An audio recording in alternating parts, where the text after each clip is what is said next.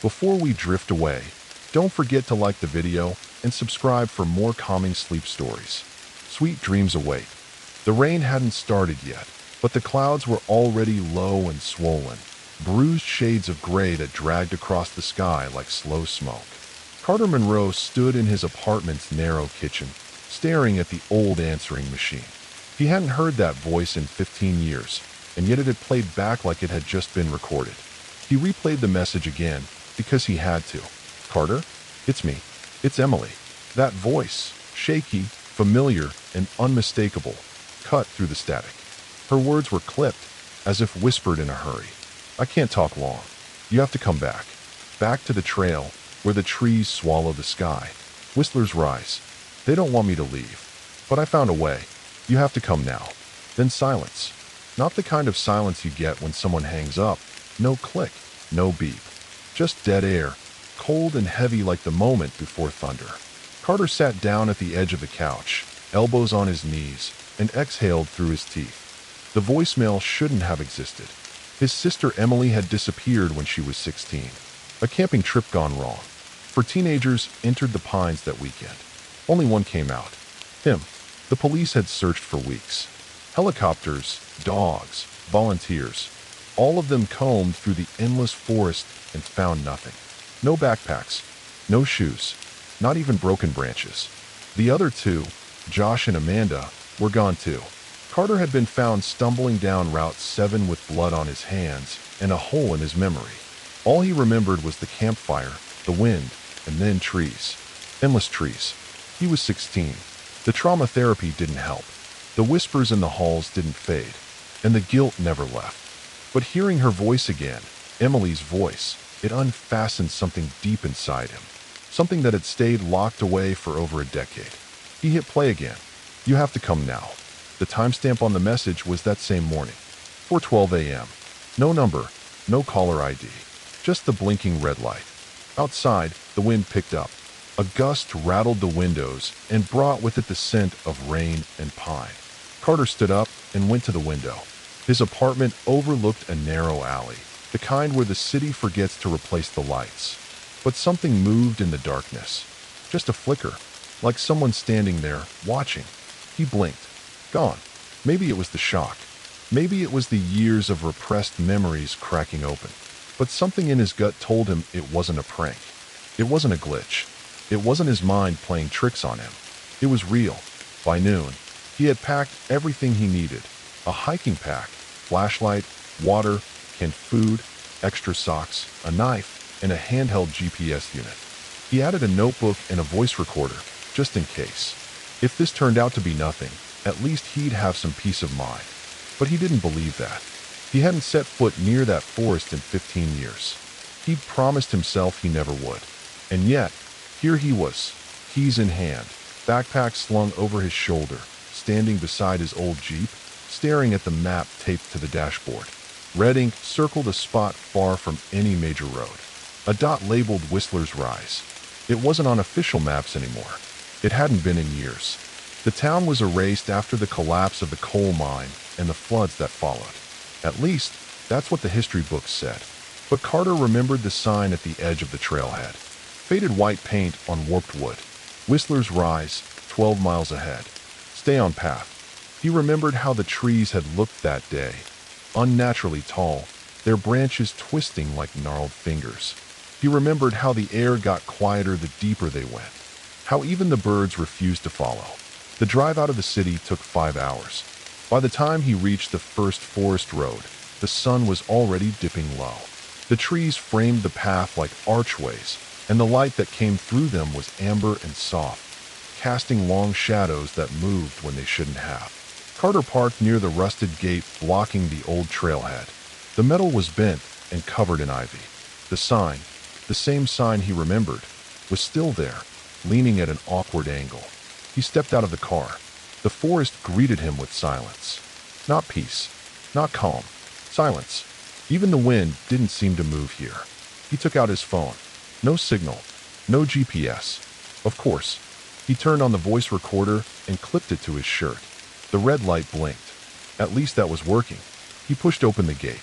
It squealed and groaned like something wounded. As he stepped onto the trail, the smell hit him. Deep pine, wet earth, and something else. Something old, like iron and decay. Every step felt heavier than the last, as if the ground itself didn't want him there. 15 years. And yet every tree, every bend in the path looked the same. Like the forest had been waiting, untouched, unmoved. There were no signs of hikers, no footprints in the soft dirt, no broken branches. Just the trail, just the hush. He walked for hours. As the sun dipped below the tree line, everything turned darker too quickly, as if the shadows had rushed in early, eager to reclaim him. The trail narrowed. On either side, the trees grew denser. Branches curled downward, arching like ribs over a spine. The path was the spine. Then he saw it, a small wooden marker, half buried under moss and leaves. He knelt down, brushed it off. A symbol carved into the surface, a triangle with a slash through it. His breath caught. He remembered this. Emily had drawn that symbol on her notebook the night before they hiked out. She said she'd dreamt it, said it meant stay together. A weird superstition she'd made up. Just a dream. But here it was, carved into wood, old and splintered. He stood up. Something moved ahead. Not an animal. Not the wind. Something walking. He flicked on his flashlight. The beam cut through the dark and sharp white. Trees. Vines. A discarded jacket? No, not a jacket. A backpack. Faded green, covered in dirt and pine needles. He stepped closer. His heart punched hard in his chest. The initials stitched on the back flap read, A.L. Amanda Lewis. One of the missing. He hadn't seen that backpack in 15 years. Carter crouched beside it and opened the zipper with a shaking hand. Inside were old papers, torn at the edges. A cracked plastic flashlight. A photo. For kids around a fire, smiling. Him, Emily, Josh, Amanda, and something else in the background. A faint blur, tall and dark, just at the edge of the trees. Carter stumbled back. The forest groaned, low, deep, like breath being drawn in. Then footsteps. Behind him. He spun around. Nothing. Only trees. But he knew what he heard. And then a voice. A girl's voice. Distant. Familiar. Carter. It echoed softly. Just enough to send ice down his spine. He turned the recorder off. No point in wasting the battery. If he was losing his mind, there'd be more than enough time to document that later. He slung Amanda's backpack over his shoulder, and he kept walking deeper into the trail, back to the place the trees remembered, back to where it all began. The light thinned fast beneath the canopy. 1 minute Carter could still see the faint blue of evening through the breaks in the trees, and the next, darkness. The kind of darkness that felt thick, saturated, like the forest didn't just absorb light, but ate it.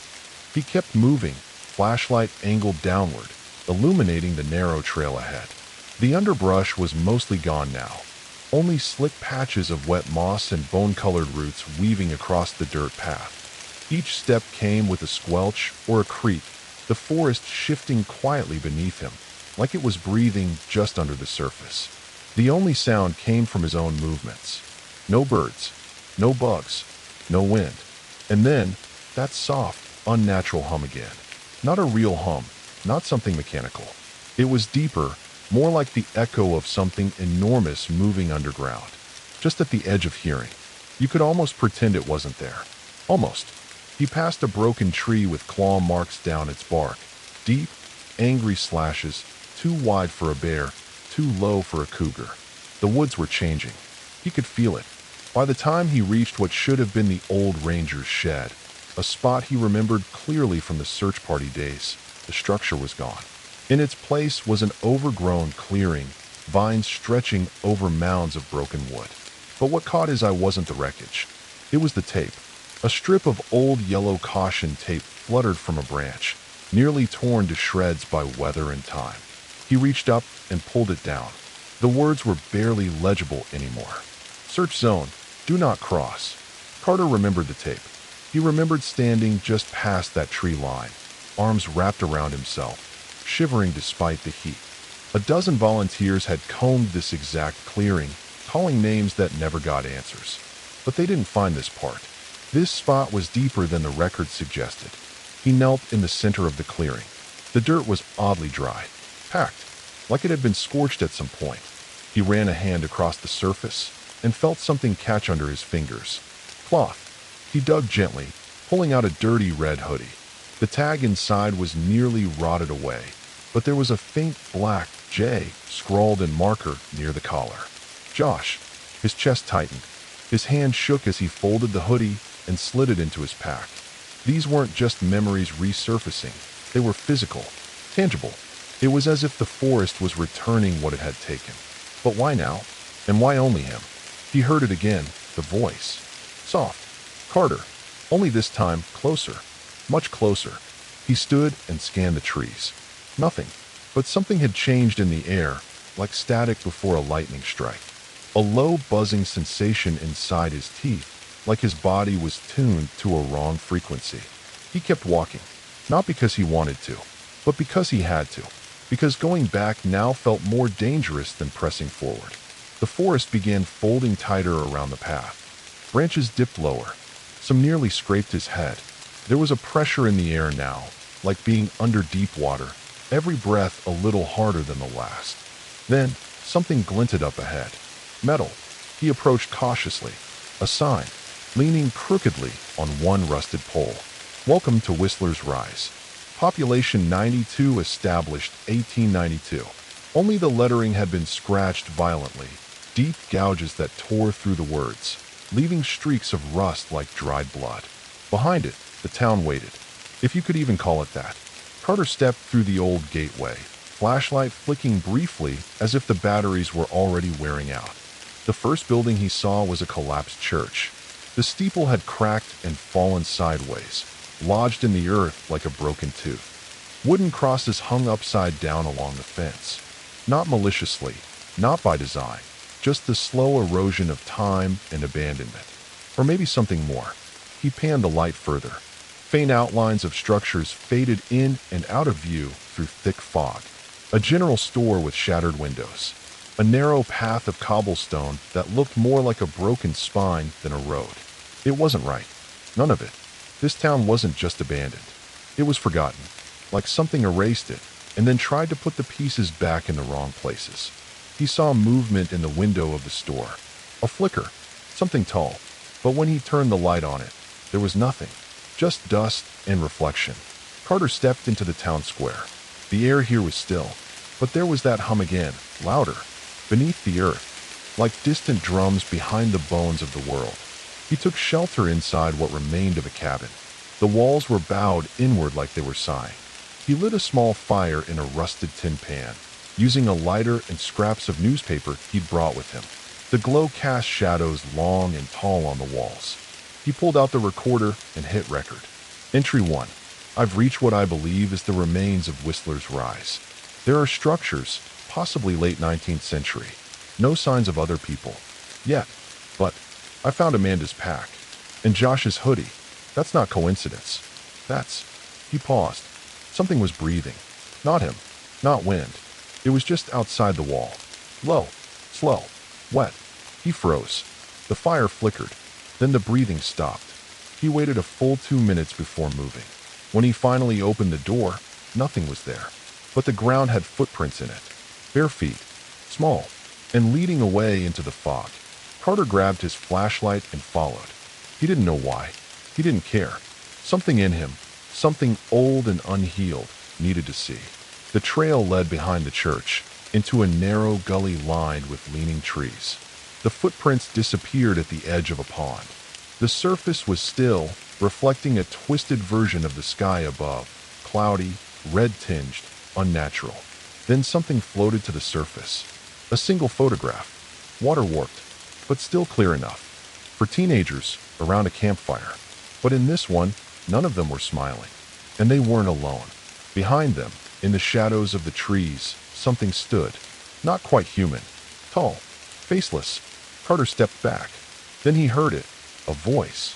Not Emily's this time. Not a whisper. A scream. Sharp. Raw. Human. From somewhere deep in the trees beyond the pond. Help me. Then silence. Carter ran toward the sound. Branches clawed at him. Mud sucked at his boots. But he kept going. Because that scream, he was sure of it. It was Emily. Carter's boots sank deep into the mud as he chased the voice through the trees. His lungs burned with the cold. Fog curled around him like smoke from a dying fire, heavy and damp, dulling sound and warping the shape of everything it touched. The branches seemed to reach lower, grabbing at his clothes, tugging at his sleeves. The trees moved, didn't they? Just slightly, just enough. The scream had come from just beyond the pond. He was sure of it. Emily's voice, raw and terrified, still echoed in his chest like thunder that refused to fade. He called out, "Emily!" No answer. "Emily, it's me. It's Carter." His voice sounded small here, strangled, like the trees didn't like it, like they were swallowing his words before they could travel too far.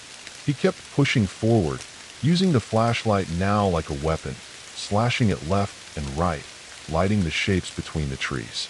The trail beneath his feet was fading fast. Where there had once been a clear path, now only moss, mud, and bones of old roots remained. Nature was taking it back. Or maybe it had never existed at all. Then he found the shoes. A pair of white sneakers, caked in mud and moss, half buried at the base of an old tree. The laces were still tied, the tongue of the right shoe pulled crooked, just like Emily used to wear them. He dropped to his knees and turned one over. Inside, barely visible under the dried mud, was a worn-out label. In faded pen, E. Monroe. His chest tightened. He didn't remember packing those for the trip 15 years ago. But maybe she had. Maybe they were hers. Or maybe this was the forest showing him what he wanted to find. He looked around.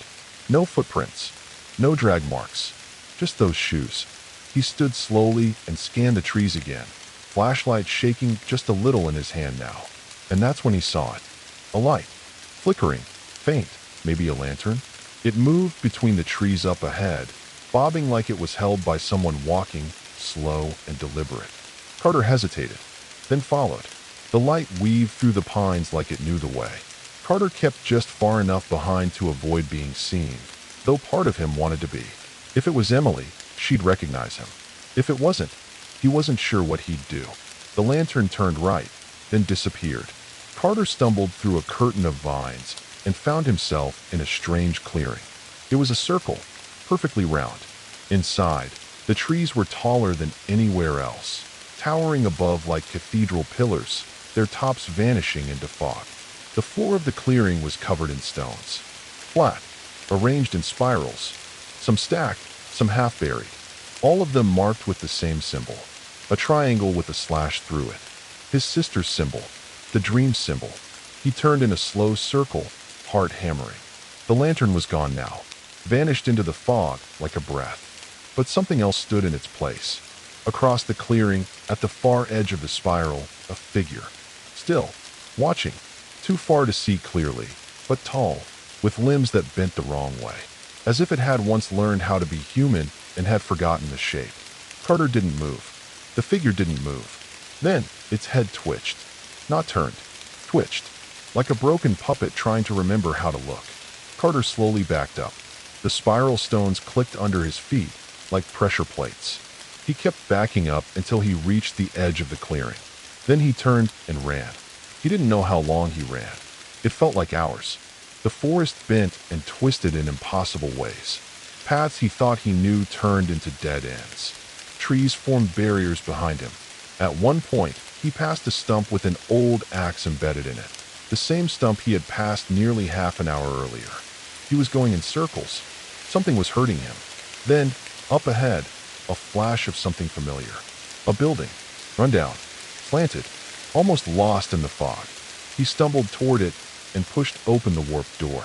Inside, the air was dry and heavy with rot. It was a cabin, one room, collapsing roof, an old stone fireplace black with soot. But someone had been here.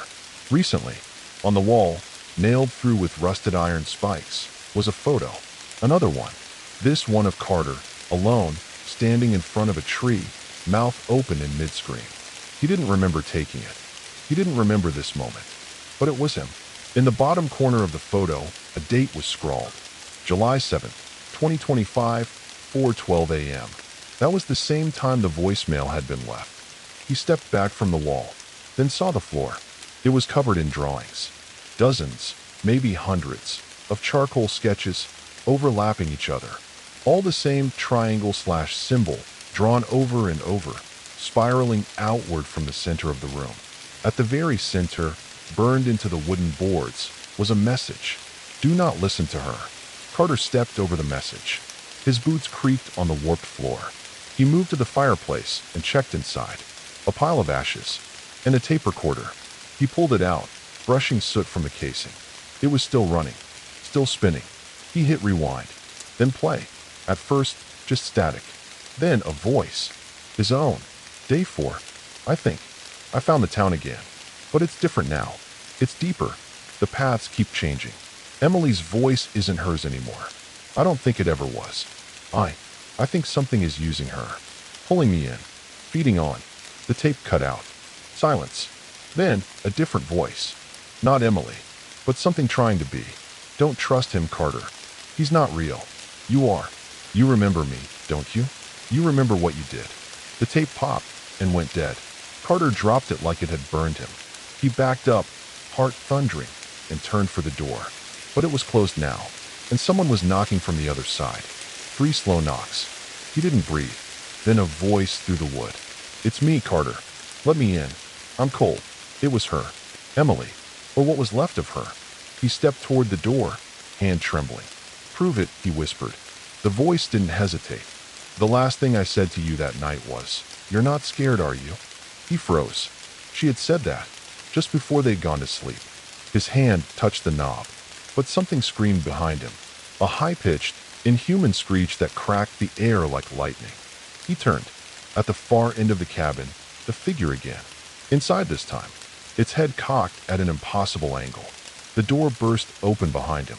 Fog poured in, and the voice, now closer, now laughing, said, "I lied." Carter didn't scream. He couldn't. Not because he was brave. No, not that. But because his lungs locked up the moment the figure stepped into the cabin. It wasn't running. It wasn't reaching. It didn't have to. It just stood there, dripping fog and silence. Its silhouette too tall, its joints bending the wrong way. A knot of darkness where the face should have been, like someone had erased it from reality and left behind an unfinished shape. Behind Carter, the doorway howled with wind that didn't match the air outside. The trees hissed. The floorboards groaned like ribs being cracked open. He moved on instinct, bolted sideways, crashing into the window beside the fireplace. The glass shattered into 1,000 screaming shards. He didn't stop to check his arms, didn't stop to see if the thing was following. He just ran. The forest outside was worse now. The fog had thickened into something else, not just water vapor, but weight. Carter could barely see 3 feet in front of him. Every tree looked like it could have a figure behind it. Every step into the dark was a gamble. His flashlight was gone, left behind in the cabin or torn from his belt in the fall. Only the faint glow of the moon above filtered through, diffused into ghost light by the mist. The trees swayed rhythmically, creaking, as if whispering to each other. He didn't know where he was going, only that he had to keep moving. Something chased him, not in footsteps, not in snarls, but in presence. The wrongness followed him like heat from a fire. He could feel it pushing at his back, closer with every breath. He cut through what looked like a narrow deer path and ducked beneath a fallen log, slipping in the mud, one hand catching on something soft and cold beneath the leaves. He looked down. A child's teddy bear. Its fur was soaked and matted. Its plastic eyes were melted. He dropped it instantly. That wasn't his. That wasn't from 15 years ago. That was new. Carter's breath clouded in front of him. The temperature had dropped suddenly. His skin prickled, his soaked shirt clinging to his spine. Then he heard it again. The humming. Louder now. Closer. But this time, it wasn't coming from underground. It was coming from inside the trees. He looked up, squinting through the branches. Figures. Dozens of them. Nestled in the upper boughs like broken marionettes. Arms hanging loose. Faces turned toward him. Eyes. No. Holes where eyes should be. Watching. All of them humming. A soft, awful vibration that buzzed in his skull. He backed away, hand over his mouth to keep from crying out. That's when he stepped into the clearing. The fog opened like curtains. and before him stood the old fire circle, exactly as it had been that last night, 15 years ago, for logs arranged around blackened stones, a rusted pot half buried in the earth, a crumpled tarp, the same tarp Emily had insisted they bring when it started raining. Everything was perfect, untouched, like time had folded inward and recreated it from memory. Carter stood at the edge, trembling. He didn't want to go in, but he did. He walked slowly, feet crunching over leaves and old ashes.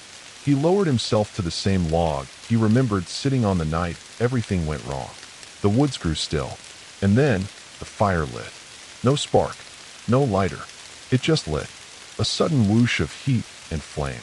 Carter jumped back, heart in his throat, and around the fire, the three others. Emily, Josh, Amanda, sitting, breathing, alive, but wrong. Their faces were still, pale, their eyes empty, mouths slightly parted as if frozen mid-sentence. Emily turned first. Her head moved like it was being pulled by strings. Her lips curled upward. Not a smile, a stretch. Then the others turned too. All at once, three sets of hollow eyes locked on him. And Emily spoke. "You came back." Carter swallowed. This wasn't real. It couldn't be. I heard your voice," he whispered. "You called me." Josh laughed, sudden and sharp, like glass snapping. That wasn't her voice. Amanda leaned forward. "Do you remember what you said the night we disappeared?" Carter's hands curled into fists. "This isn't real. You're not them. You said it'd be your fault," Amanda continued. "That if something happened, you'd never forgive yourself." The fire cracked, and now it wasn't fire. It was eyes, dozens of them, blinking in and out of the flames. Watching, unblinking, Emily stood. Her feet hovered just above the ground. "You buried us here, Carter." "No. You left us." "No, You walked out of the woods with blood on your hands. You told them you didn't remember. But you do. You always have." Carter stepped back, dizzy. The clearing spun. The woods tilted. The fire blazed higher. "You killed us." "No, that's not what happened." The figures stepped closer. Their skin cracked and peeled like bark. Their voices layered and inhuman now. "You brought us here. You let us in. And now, you brought yourself back." Suddenly, the ground caved beneath him, and Carter fell. He landed hard on stone. Everything was dark. No trees. No fire. Just a cold, circular room of black stone, damp and echoing. A place that shouldn't exist. Torches lit along the walls without flame, glowing with faint green light. And carved into every inch of the stone were the symbols. The triangle with the slash. Over and over. He turned, eyes wild, and saw an altar. Wooden. Split. Something moved behind it. A shape. The same as before. Tall. Faceless. Impossible. But it wasn't alone. Whispers slithered down the walls. "You don't belong above. The forest has roots beneath. The truth grows downward." The shape stepped into view. Carter screamed, because this time it had a face. His own. Carter couldn't move. His legs, stiff with shock, were planted to the stone floor like they'd grown roots of their own. The faceless thing, no, not faceless anymore, stood before him in the glowing green light. Its shape stretched like old wax. And its face, it was his. Not just similar, his exact face. Same crooked scar above the eyebrow from a childhood fall. Same tired eyes. Same lines in the corner of his mouth. Except the eyes weren't alive. They were hollow, as if someone had carved them into a mask and left the inside empty. The thing tilted its head, studying him. Then it stepped forward. Its bare feet made no sound on the stone floor. It didn't breathe. Its mouth didn't move. But Carter heard it speak. Not out loud. Inside his own skull. "You left pieces of yourself behind." He stumbled backward, voice cracking. "What are you?" The thing blinked. Once, painfully slow. Then it held out its hand. Fingers longer than they should be. Nails too clean. Palm open. Inviting. "Come see." Carter turned and ran. He didn't care where he was going anymore. Only that he was moving away from that thing. His boots smacked the stone. The spiral symbols blurred past him on the walls. The green torches flared brighter as he passed, like they were watching too. He found a corridor. Narrow. Sloping downward. He took it. twisting left, then right, past old wooden doors set into the rock like coffins standing upright. Some of them were chained shut. Some of them creaked softly as he passed, as though something inside was shifting in its sleep. He didn't stop, not until he found a room with a mirror. It was ancient, cracked down the middle, hanging crooked on rusted chains. But the reflection was clear. Too clear. The version of himself in the glass didn't match. Not entirely. His reflection was older, maybe by a year or two. More haggard. A fresh scar along the jaw that Carter didn't have. His reflection stared back, unmoving. Carter stepped closer. The mirror version didn't mimic him. It just stood there, watching. Then the mouth moved. "This isn't the first time you've come here." The voice came from the room, not from the glass. Carter turned. No one. Back to the mirror. The figure was smiling now. "You never remember. But the forest does." The glass began to ripple, like water caught in a breeze. And Carter saw scenes. Flickers. Snapshots. A burning campfire. A girl screaming in the dark. Blood on leaves. His own hands, shaking, holding a rock. Then letting it go. His sister's face, pale, horrified, vanishing into the trees. Then static. Like a television turned to snow. He stumbled back. "No," he gasped. I don't remember any of that." But even as he said it, his legs began to weaken. Because something deep in his gut knew it was true. The memory had been buried. Cut out. Sewn shut. But the forest had held on to it. Like a root growing through the floor of a forgotten house. He left the mirror room and kept ascending. The air thickened. The walls dripped with condensation. Moss clung to the stone now, glowing faintly. He saw insects in the crevices, too many legs, no eyes. Things not meant for surface life. He was deep now, too deep, and yet the trail went further still. He came to a wooden door. Unlike the others, this one was carved with incredible care. Dozens of tiny names etched into it, like signatures. He recognized some. Amanda Lewis, Joshua Brandt, Emily Monroe, and then, near the bottom, his own name. Carved perfectly, no different from the rest. He didn't want to open the door, but his hand moved anyway. The room beyond was circular, like a chapel turned inside out. Roots hung from the ceiling like ropes, twitching slowly. A stone platform stood in the center. Upon it, a pile of objects, all from that night. Emily's old Walkman, Josh's lighter, Amanda's necklace, a Polaroid camera, cracked but still holding its last undeveloped picture, and a notebook. His notebook, the one he used during therapy after the incident, the one he'd burned. It was here. He stepped forward. The notebook opened on its own. Pages flipped in slow rhythm, like fingers turned them. Words appeared in his handwriting, written by no hand. "You left them behind. You lied. You came back because you remembered." Carter shook his head. "No, I never remembered. Not clearly. I thought maybe." The words rewrote themselves. "You hoped they were alive. But what you really hoped." The sentence didn't finish.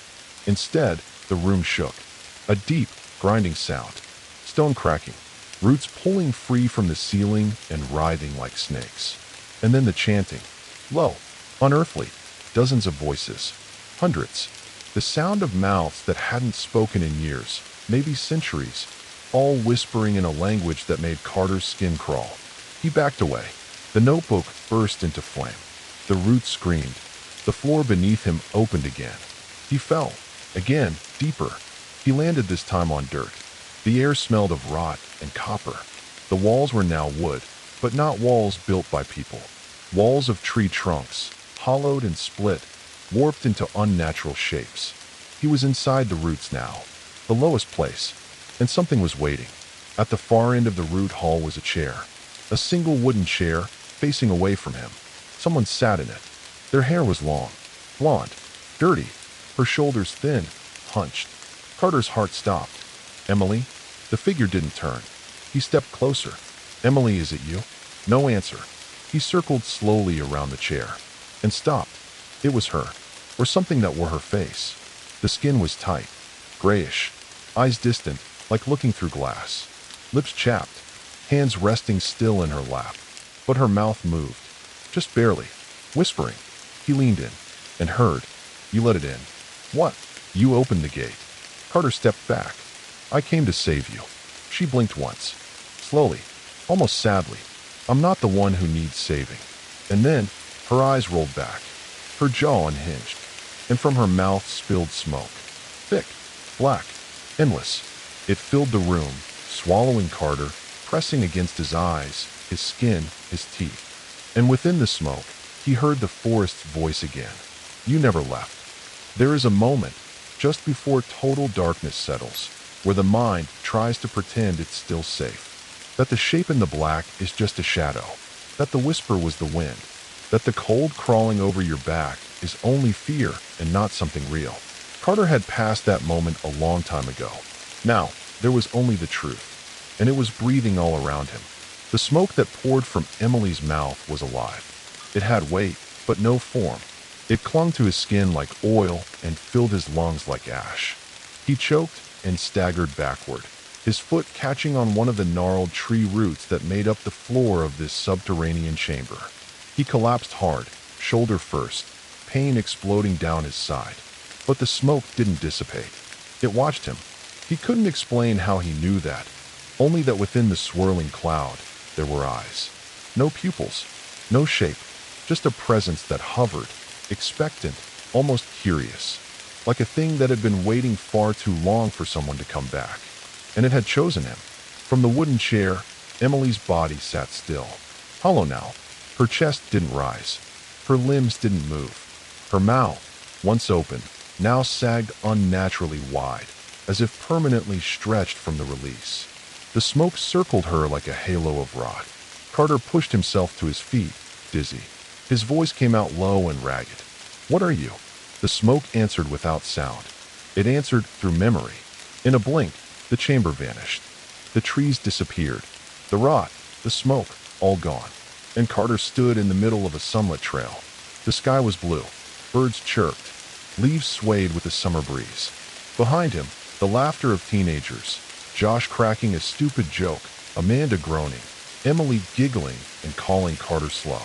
He turned and saw them, just how they were before everything went wrong. 15 years ago, backpacks slung over shoulders. Emily had the map. Amanda carried a bag of marshmallows. Josh waved a stick like a sword, carving at the brush ahead of the path. Carter remembered this day, this exact moment, except it was wrong, because his own self, his 15-year-old self, was walking ahead of the group, holding something. A book, old, bound in black leather. Its cover bore the triangle with the slash. His young self turned toward the others, smiling. I found something in Dad's attic. I think this trail used to be part of a settlement. Amanda had frowned. Creepy settlement? That's exactly what we don't need, Carter. But Emily had leaned in. A lost town, hidden in the woods? It's perfect. Then Josh, ever the idiot, shouted, "Let's summon forest ghosts," and ran down the path. The others followed. Carter tried to speak, to warn them, to stop what he knew was coming. But he had no voice. He was trapped in the memory. And it continued. They reached the clearing. The same one with the spiraled stones. The same one Carter had returned to just nights ago. Only now, it was pristine, untouched by decay. In the center was an old stone circle, filled with ash. The book in young Carter's hands opened on its own. Pages flipped. Symbols glowed faintly. Then Carter began to chant. The real Carter, the one watching this unfold from a place out of time, screamed, "No! Stop it! Don't!" But the chant finished, and the ground opened. Roots exploded upward. Wind tore through the trees. The world breathed inward, and a voice spoke through all of it. Let this gate open. Let the hollow wake. Then it was over. The forest blinked away. Carter dropped back into the underground chamber with a heavy gasp, the echo of his scream bouncing off the roots and walls. The smoke had returned, but now it spoke in his own voice. You opened it. Not them. Not the forest. You. He crawled backward from the chair. He had brought the book. He had read from it. The guilt he had buried for 15 years, the suspicion that he was to blame, it wasn't a suspicion anymore. It was the truth. He hadn't forgotten. He had chosen to forget. The thing inside the smoke laughed now. Not with sound, with memory. It made him feel the laughter deep in his bones. You let me in.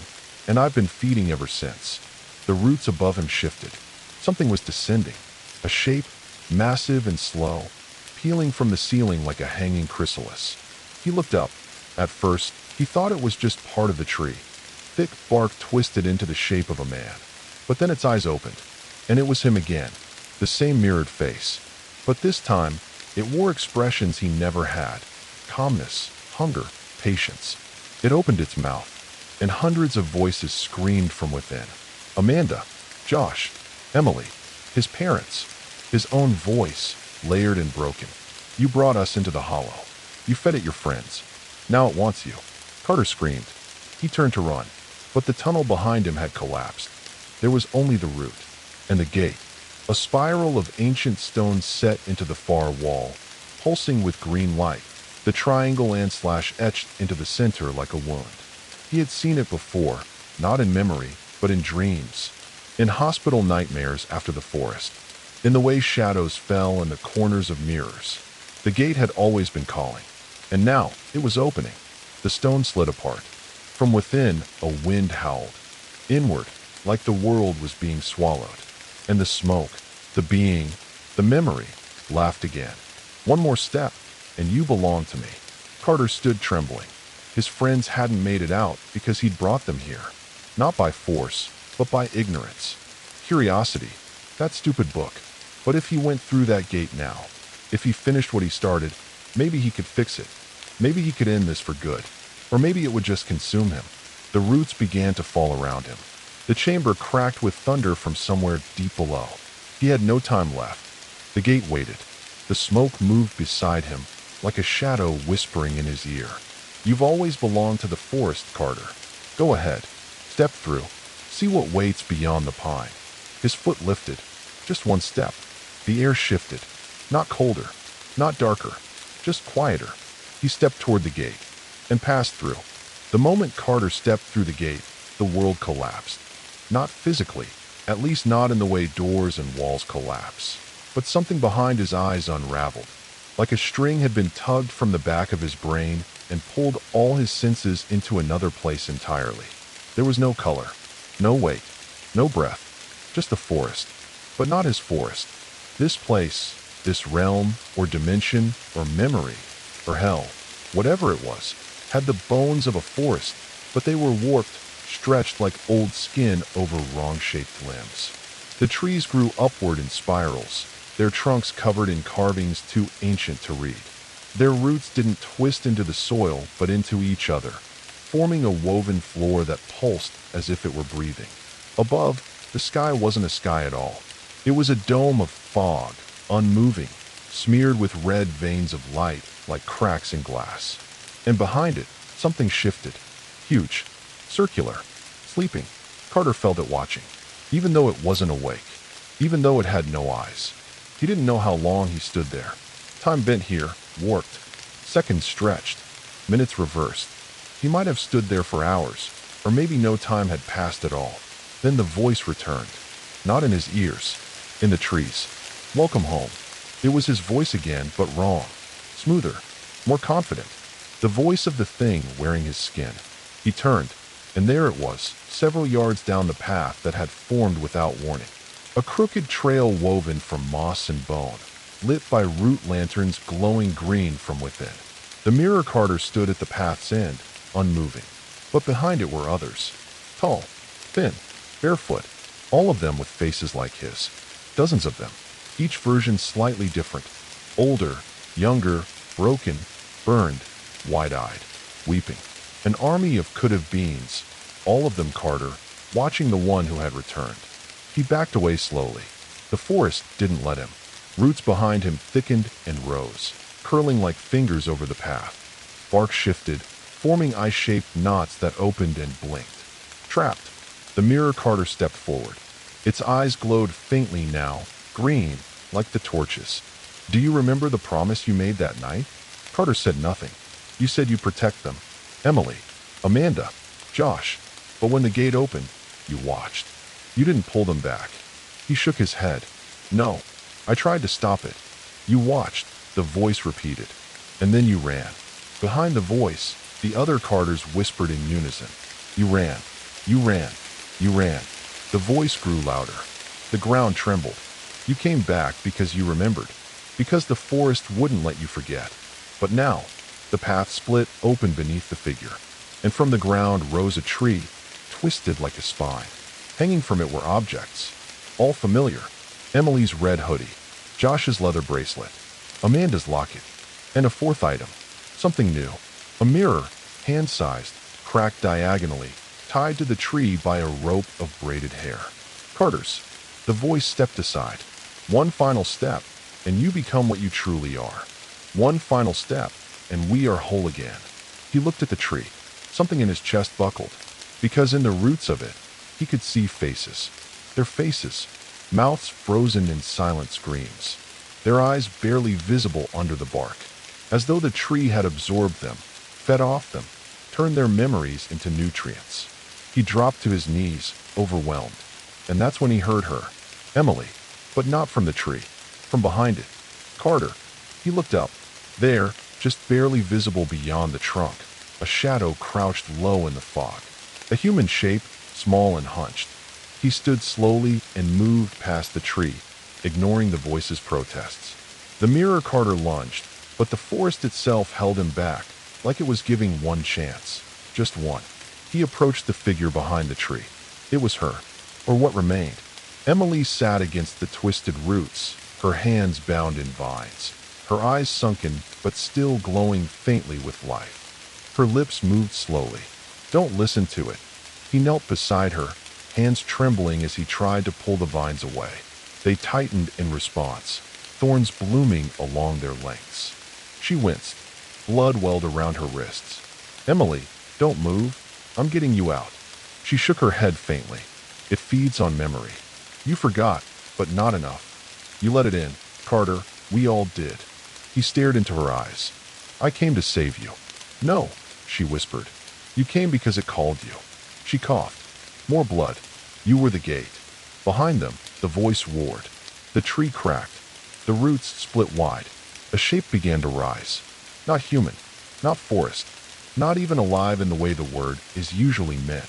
It had limbs, but they grew in all directions, like branches infected with disease. Its face was a smooth slab of bark with dozens of mouths, each one moving independently. It was the forest, or the mind of it, or the god that slept beneath it. And it had warned Carter's voice because it needed him to come back. Because he was the key. He turned to Emily. What do I do? Her voice was thin now, fading. Remember it all. Take it back. Own it. He understood. The guilt, the memory, the forgetting. He had buried it to survive. But survival meant someone else paid the price. He placed his hand over Emily's chest, and the vines grew over his hand. They pierced his palm. He didn't pull away. Instead, he let them show him. And in a flash, it returned. The entire night, uncut. The forest, in its true form. The book, the ritual, the wind. Josh getting pulled backward into the trees, screaming, flailing. Amanda running after him, vanishing in the fog. Emily grabbing Carter's hand, begging, shaking. Stop it. Carter, stop the words. But he hadn't. Not fast enough. Because part of him had wanted to see, had wanted to believe, that he could call something greater than himself into the world, that he could matter. And that belief had opened the hollow. Back in the present, Carter stood. The vines burned now. His hand was blackened, his chest tight. But he faced the rising creature without fear. He walked toward the tree, toward the mirror from the rope, and looked into it. One last time. His reflection screamed. The forest shook, and Carter did the only thing he could do. He shattered it. The mirror cracked with a noise like bones breaking, and the world split. Light poured in, not bright, not warm, but cleansing. The tree cracked. The voices screamed. The mouths in the creature's face began to close, one by one. The smoke thinned. The dome above broke like glass. And Carter let go. Let go of the guilt. Let go of the lies. Let go of the version of himself that had survived while the others died. And in doing so, he became part of the forest. Not consumed, not devoured, integrated. The roots wrapped around his legs. But gently this time. The fog pulled into his lungs, not choking, but soothing. And all around him, the trees whispered one last thing. You returned. You remembered. You paid the toll. When Carter opened his eyes again, he was lying in the original clearing, back in the normal woods. Sunlight filtered through the trees. Birdsong. Wind. No fog. No symbols. No shadows. The stone circle was gone. No one else was there. No signs of Emily, or Amanda, or Josh. Just the faint smell of moss, and the sound of breathing. His own. Carter lay in the clearing for a long time, staring up at the canopy above, barely breathing, afraid that if he moved, the world around him would break again. The sunlight on his skin was real, warm, soft, familiar, but his body didn't trust it. He had been gone too long. Time had bent and turned, lost its shape in the hollow. Now, the gentle breeze through the trees felt almost foreign, almost wrong. He sat up slowly. The spiral of stones was gone. The symbols, the gate, all of it. Just soft dirt and moss beneath his hands. Pine needles, a fallen log coated in years of green. A rusted pot lay nearby, swallowed by the earth and barely recognizable. Had it been years? No, he still wore the same clothes. Still had the scratches on his arms from when he fell through the cabin window. The blood was dry. The wounds hadn't healed. So not years, but more than hours. He pulled himself to his feet and took in his surroundings. The clearing was empty, silent, and though the light filtered down through the trees and the forest felt alive, Carter knew something was different. The forest was still watching, but no longer hostile, no longer hungry. It felt like it was waiting, not for him to run, not for him to suffer, but to choose. He turned in a slow circle. The trail out was visible now, straight and clear. No more tricks, no fog waiting to twist his path. Just a dirt trail lined with pine and damp moss leading west, where the sun was falling behind the treetops. He should have walked it, should have taken the chance and left. But instead, Carter looked to the east, deeper, toward where the town used to be, toward the old pond, the broken cabin, the roots. He took a breath, then turned toward the deep woods. His legs ached, his head pounded, but Carter moved like a man on a mission, not like someone who'd barely survived a nightmare, but like someone who had become part of it. The forest gave way to him now, its branches no longer snagging his clothes or slicing his arms. The thorns receded. The path bent for him, as if it had accepted him. He walked for miles. Time slipped. The air darkened. And then, as he crested a hill scattered with dead leaves, he saw it. The town, or what was left of it. It had never been in any maps, never mentioned in the ranger records or the park blueprints. But it had been here once. Now, the buildings were just husks, cabins reduced to skeletal frames, rusted tools scattered in the dirt, a bell tower that leaned like a broken finger, the rope below it frayed and tangled in roots. Carter stepped into the remnants of the largest structure, an old chapel. Half the roof had collapsed, but the walls were intact, still covered in flaking black paint. Inside, moss blanketed the floor, and vines crawled down from the rafters. At the center was an altar, not for worship, for offering. There were bones on it. Not human, not animal, something in between, laid carefully, respectfully. Carter approached, and on the far wall, something caught his eye. A mirror, shattered, the frame carved in symbols, the same as the one he had broken. But this one reflected someone else. He moved closer. The figure in the mirror was not him. A woman, dirty blonde hair, hollow cheeks, hands blackened to the wrist, and her mouth was moving. He stepped in. Her voice filled his ears. "You're not the first to come back." The image flickered. Now she stood behind him. He turned. No one there. But her voice continued. "The forest lives on memory, guilt, regret. Each person who enters with something unresolved, they feed it. And in return, it offers them truth." The mirror now showed Josh, Amanda, Emily, and him, all sitting by the fire, laughing. The last night. Then, snapped to static. "You escaped before, but you left your guilt behind. That's why the forest kept calling. You owed it a memory." Carter stepped back. The chapel groaned. The roots above shifted. He whispered, "So what now?" The mirror shimmered again, and for the first time, showed himself. But not the version from before. This was him now. Tired, worn, eyes dull. A man who had walked through the hollow and emerged broken. "You survived," said the voice. "That is rare, but survival demands a choice." The roots along the altar split. Beneath them was a small box, covered in dirt and ash. He reached in and pulled it free. Inside, a cassette tape. His name was written on the label. Carter M. Confession. He turned it over in his hands. There was no player, no recorder, just the tape. A final memory, a final offering, and a final truth. He closed the box and stood still, unsure of what to do with it. Then, from the chapel doorway, footsteps. Not heavy, not beastly, just human. Slow, measured. He turned, and there, standing in the entry, was Emily. She looked alive, but not fully. Her skin was real, her face unchanged, but her eyes no longer held fear or confusion, just acceptance. She stepped toward him. He didn't move. He couldn't. Her voice was calm. "You brought us here, Carter, but you didn't kill us." He tried to speak, but his throat was raw. The hollow took us. We chose to stay. You just gave it the door." He blinked hard. Tears came, not fast, but steady. She reached out and took the box from his hands. Opened it. Inside, the tape was gone. In its place, a small photograph. The four of them, sitting on a log, laughing. A moment that hadn't existed until now.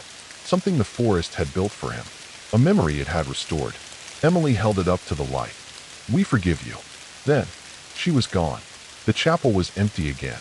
No roots, no vines, no voices. Just Carter and the photo. He folded it into his coat pocket, stepped out into the night, and followed the path out. This time, it didn't bend. This time, it didn't lead him back in circles. This time, the forest let him go. At the edge of the trail, where his car had been abandoned days ago, Carter found a note on the windshield. No envelope, just a scrap of paper, yellowed at the edges. In familiar handwriting. "Leave something behind, so others know what waits." He stood in the wind for a while, staring at the trees. They stared back. Then, he reached into his coat, pulled out the photo, and pinned it to the trunk of the nearest pine. He didn't write anything on it. Didn't need to. The forest would remember. And if someone else came searching, maybe it would give them a choice, too. Carter drove until the trees thinned out, until the fog behind him looked like just another low-lying mist off the ridgeline, no different than any other forest dawn. But the moment the canopy broke and sunlight fully kissed his windshield, something in him collapsed. He pulled over on the side of the road, shut the engine off, and just sat there in silence. No screams in the distance, no pulsing fog, no whisper in his ear, but also no peace. Because the forest didn't just haunt you while you were inside it. It came back with you. Hours passed. The world returned to its pace. A hiker passed on the other side of the road. A park ranger jeep rolled down the trail behind him without slowing. Birds called. Airplanes hummed high above the clouds. And Carter watched all of it from the same position, knuckles white on the steering wheel, feeling like he no longer belonged to any of it. He kept thinking about the photograph. It had been real. He'd held it, seen their faces, his friends, laughing like nothing ever went wrong. But when he'd driven off and reached into his pocket again, the photo was gone. Not just vanished, the feeling of it had disappeared, like the forest had taken it back the moment he crossed its invisible border, like a dream that dissolves the moment your eyes open. That's how the forest worked. It let you leave with memory, but not with proof. Eventually, he made it home, if you could call it that. The apartment was quiet, sterile, the windows still cracked from the last storm. A stack of mail rotted in the slot behind the door, most of it unopened, all bills and surveys and useless junk. He stepped into the living room and turned on a light. The bulb buzzed. For a second, the shadow in the corner flickered too long, moved when he didn't, matched his shape, then didn't. He closed the blinds, tightly. That night, Carter didn't sleep. He sat at the kitchen table, a notebook in front of him, blank pages, a pen he hadn't used in months. He tried writing it all down. The gate, the altar, the memory of Josh being pulled backwards into the trees. Emily's voice when she whispered, "You let it in." But every time he tried to put it into words, the details slipped. Just like before. He could remember the feeling, but not the shape. By midnight, the page was still blank. He started hearing them again on the second night. The whispers, not loud, not menacing, just there, under the floorboards, in the spaces between silence, in the hum of the refrigerator when the motor kicked in. Sometimes they said his name. Sometimes they just repeated that same phrase. You never left. He thought about returning to therapy. But what would he say? I walked through a gate beneath a forest and found myself buried inside a god of rot and guilt. I saw my friends again, but they weren't alive. And yet they forgave me. No one would believe it. Hell, he didn't fully believe it. Until the letter arrived. It came 3 days later. No postmark, no return address. Just his name, written in long, elegant handwriting on the front of the envelope. Inside, a photograph. The same photograph. The one that had vanished from his pocket. The four of them. Amanda laughing with her head tilted back. Josh pointing at the camera like a goof. Emily grinning while shielding her eyes from the sun. And Carter, looking down at the fire, half smiling, holding something in his hands. The book. He flipped the photo over. On the back, scrawled in black pen, memory is the forest's way of growing. Below it, a set of coordinates. He stared at them, typed them into his laptop.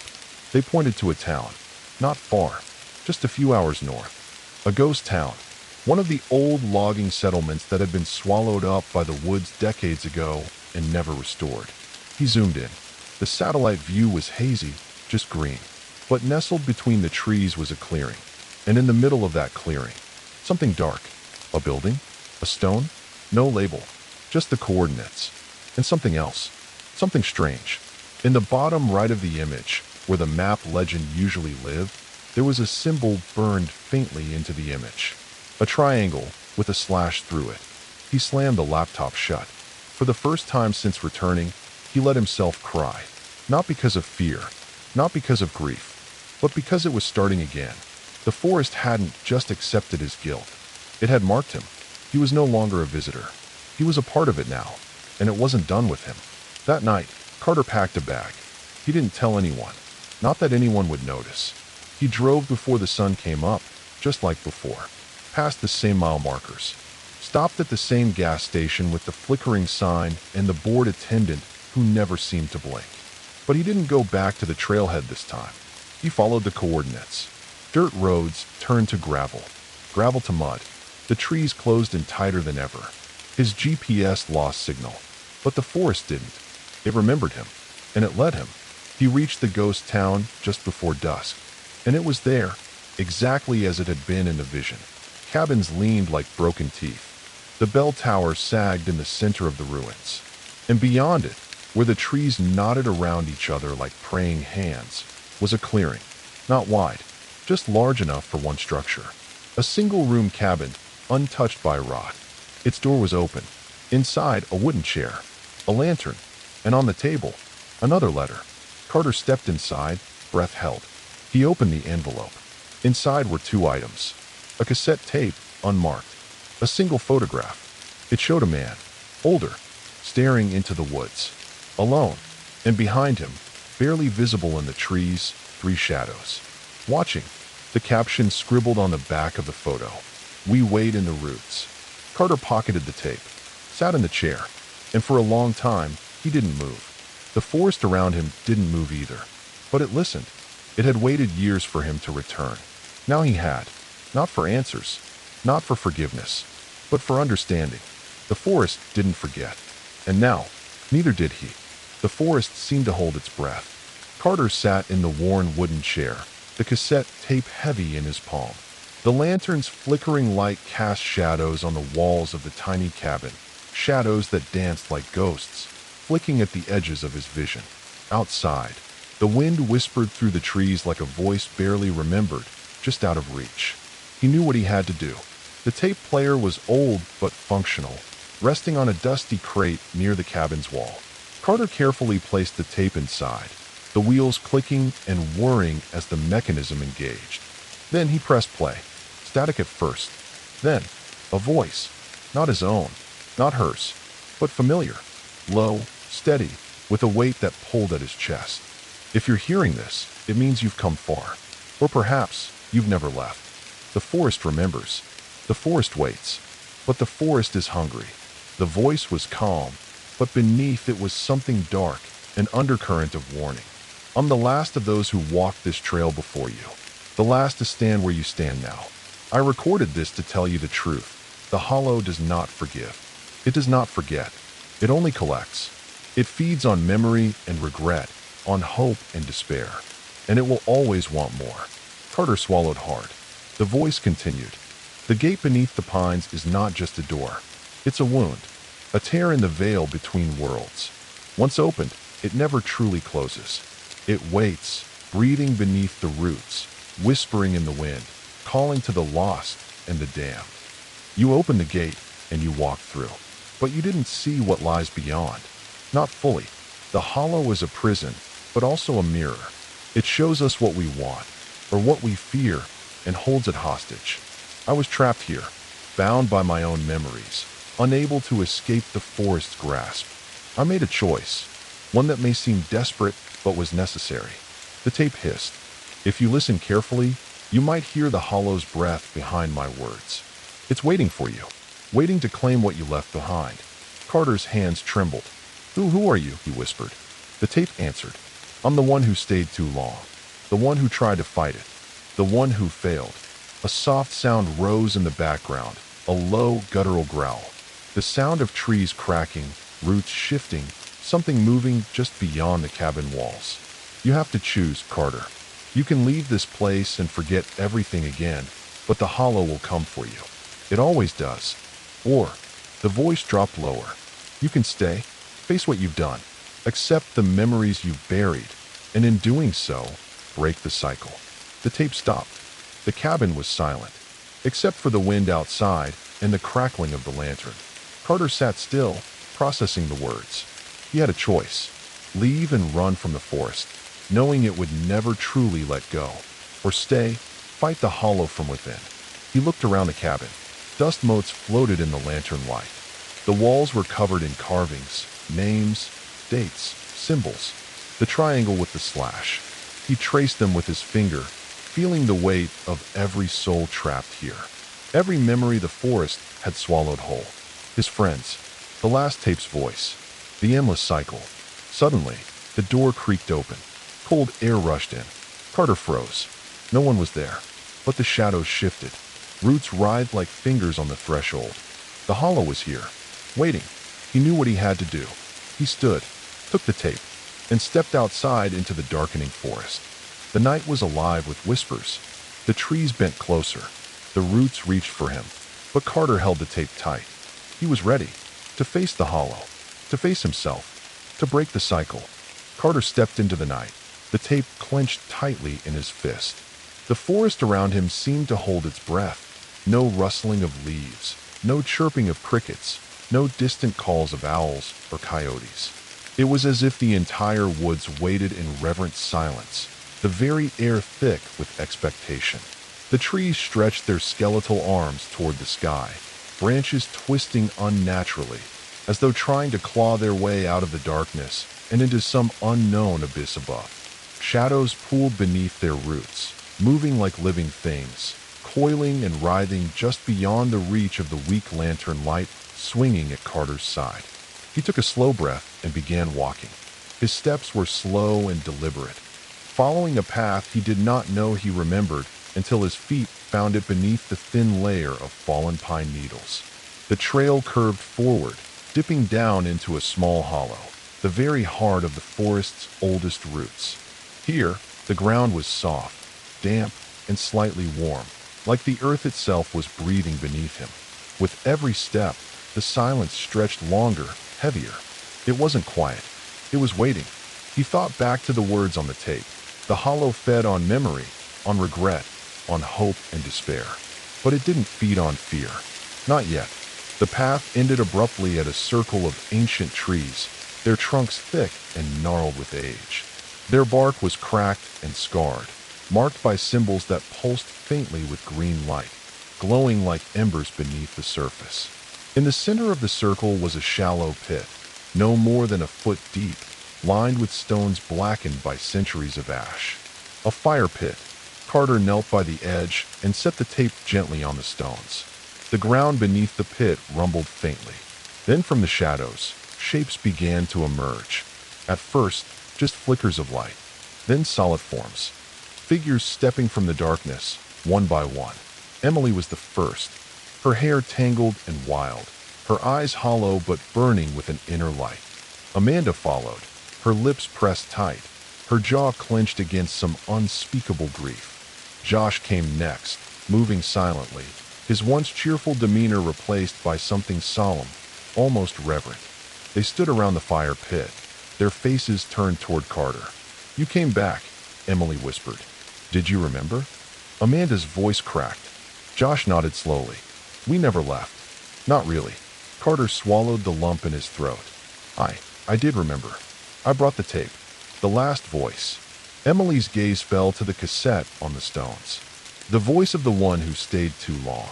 Amanda reached forward and touched the tape, but as her fingers brushed it, the fire pit flared to life. Flames leapt up, blue and green and black, twisting with a life of their own.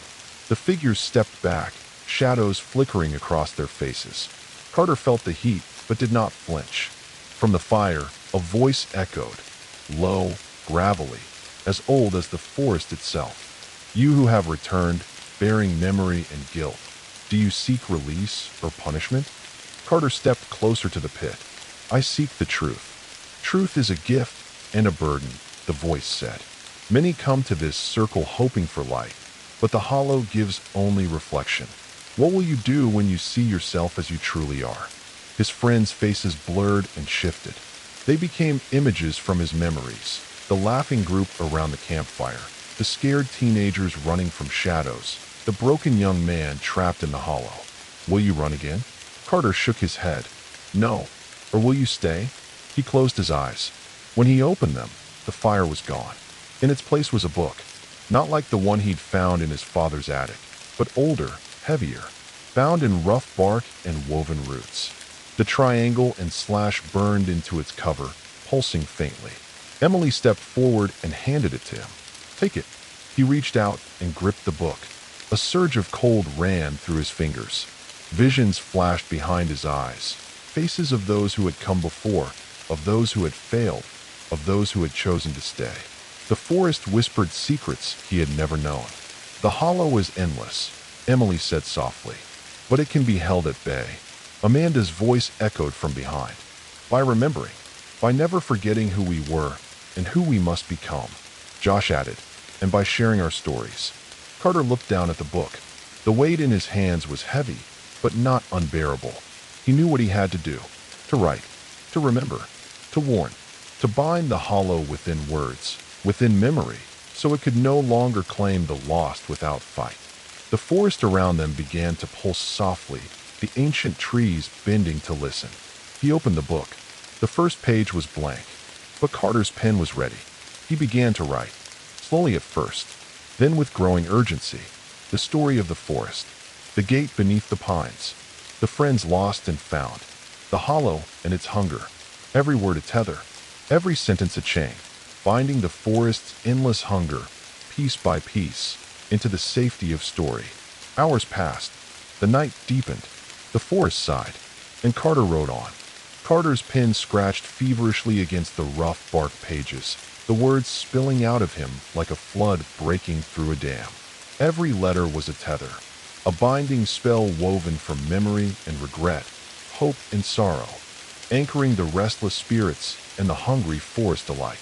The air in the cabin thickened, heavy with the scent of pine resin and something older, something dark and waiting beneath the soil. The friends sat silently around the fire pit, now only faint embers glowing low, watching him, their eyes gleaming with unspoken prayers. Emily's face was pale, almost translucent in the weak light, but there was a fierce determination behind those hollow eyes. Amanda's lips moved silently in some ancient chant, while Josh's gaze was steady and unwavering, as if he guarded the boundary between this world and the next. Carter's heart pounded, and sweat dripped down his brow. The book demanded everything he had, every fragment of memory, every shard of truth. The lines blurred between past and present, the thin veil between worlds trembling with every word he etched into the pages. He paused for a moment, catching his breath. Outside, the forest stirred, a soft, rhythmic breathing that seemed to echo from the roots beneath the cabin floor. The trees pressed closer, their bark rough against the windows like watchful sentinels. Somewhere deep in the woods, a low growl rumbled, rolling over the hills like distant thunder. Carter swallowed hard and turned the page. As he wrote, images flooded his mind. The night when the book was first discovered in his father's attic. Its cover blackened, symbols carved deep into the leather. The way the candlelight flickered, casting monstrous shadows on the walls. The whispered voices, half remembered from childhood dreams, now terrifyingly clear. He remembered the faces of his friends, the way Amanda's laugh once broke through the darkest nights, the reckless courage in Josh's eyes, and Emily's fierce hope, shining like a beacon even as the forest closed in. But he also remembered the hollow, the endless, pulsing void beneath the pines, hungry for memories, for souls, for something to feed on in the silence. And now, through his words, he was feeding it back, but this time on his terms. The friends shifted as the final words flowed from his pen. He closed the book gently and looked up. Their eyes shone brighter now, no longer hollow, but filled with peace. Emily smiled faintly. "We are free." Amanda nodded. "For now," Josh added.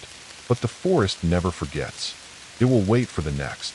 The cabin's walls seemed to breathe with relief. The roots beneath them relaxed. The forest outside softened, the oppressive weight lifting as dawn's first light touched the treetops. Carter rose from the chair, exhausted but lighter. He stepped outside into the early morning. The fog had lifted. The sun warmed his face. And for the first time in a long while, he felt the forest breathe with him, not against him. He looked back once at the cabin. The book rested on the table, pages still warm from his touch. And Carter knew his story was far from over. The hollow waited. But now, so did he. The first rays of sunlight spilled through the canopy, filtering into the clearing with a gentle golden glow. The air was crisp and clean, the kind of morning that feels like a fresh beginning, but Carter knew better. The forest wore its innocence like a mask. Beneath the soft light, shadows stretched and twisted between the trees, hiding secrets and old wounds. He sat on a fallen log at the edge of the clearing, the book closed in his lap, but still heavy with meaning. His fingers traced the rough bark cover as his mind raced, replaying everything that had happened.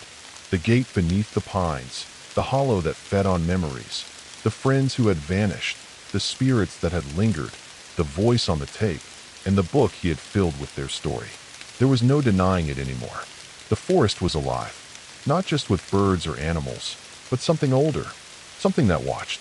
Carter reached into his jacket and pulled out the photograph, the one Emily had given him in the cabin, the one that showed a man staring into the woods, surrounded by shadows. He studied it closely. The man was older, weathered, and wary, his eyes sharp beneath a furrowed brow. Behind him, the three shadows lingered like waiting specters, silent but present. Had this man been the voice on the tape? Had he been the last one to walk the trail before Carter? Or had he been something else? A guardian? A prisoner? As he pondered, the wind shifted. A soft rustling came from the trees behind him. Carter stood slowly, heart pounding. The forest was watching. He turned to face the trees. For a long moment, there was only silence. Then, from between the trunks, a figure stepped forward. Not a ghost, not a memory. A person, a woman, tall, with long dark hair and eyes that seemed to hold the night itself. Her clothes were simple, worn, like a traveler's. She smiled faintly. "You're Carter." Her voice was calm, steady. "Your story is not yet finished." He nodded, swallowing the lump in his throat. "Who are you?" She stepped closer. "I am called Mara." She looked past him into the forest. This place, the hollow, it chooses. It binds some, it consumes others. But not all are lost. Her eyes locked with his. "You have walked the path, faced the hollow, and survived. That makes you different." Carter frowned. "What do you mean?" Mara gestured to the trees surrounding them. "The forest remembers those who listen, those who hear. It watches for those who carry stories and pass them on." She stepped nearer, lowering her voice. The hollow is a wound, but also a watcher. It protects the balance between worlds, the living and the dead, the seen and unseen. Carter swallowed hard. So what happens now? Mara smiled, but it was tinged with sadness. Now, you must decide. Will you carry the story forward? Will you become a keeper of the forest's memory? Or will you turn away and leave the hollow to claim the next lost soul? The weight of her words settled on him. He thought of the friends he'd lost, the memories he'd reclaimed, the cycle he'd glimpsed beneath the pines. He looked down at the book in his hands. I want to help. Mara nodded. That is the choice of the keeper. She turned and gestured deeper into the woods. Come, there is much to show you. Carter followed her through the forest, the trees seeming to lean closer as they passed. The air grew cooler, the light dimmer. At the center of the woods, they reached a small clearing. There, a circle of standing stones, each carved with symbols older than any language Carter recognized. Mara touched one, and the carvings glowed faintly. The stones marked the boundary, she explained, between the hollow and the world beyond, between memory and oblivion. She looked at him. You will guard this place. Keep the stories alive. Remember the lost. Protect the living. Carter nodded, feeling the enormity of the task settle within him. He looked at the stones, the forest beyond, and the path that led back to the world he once knew. He understood now. The forest was no longer just a place of fear. It was a place of memory, of stories, of life and death intertwined. And he was its keeper.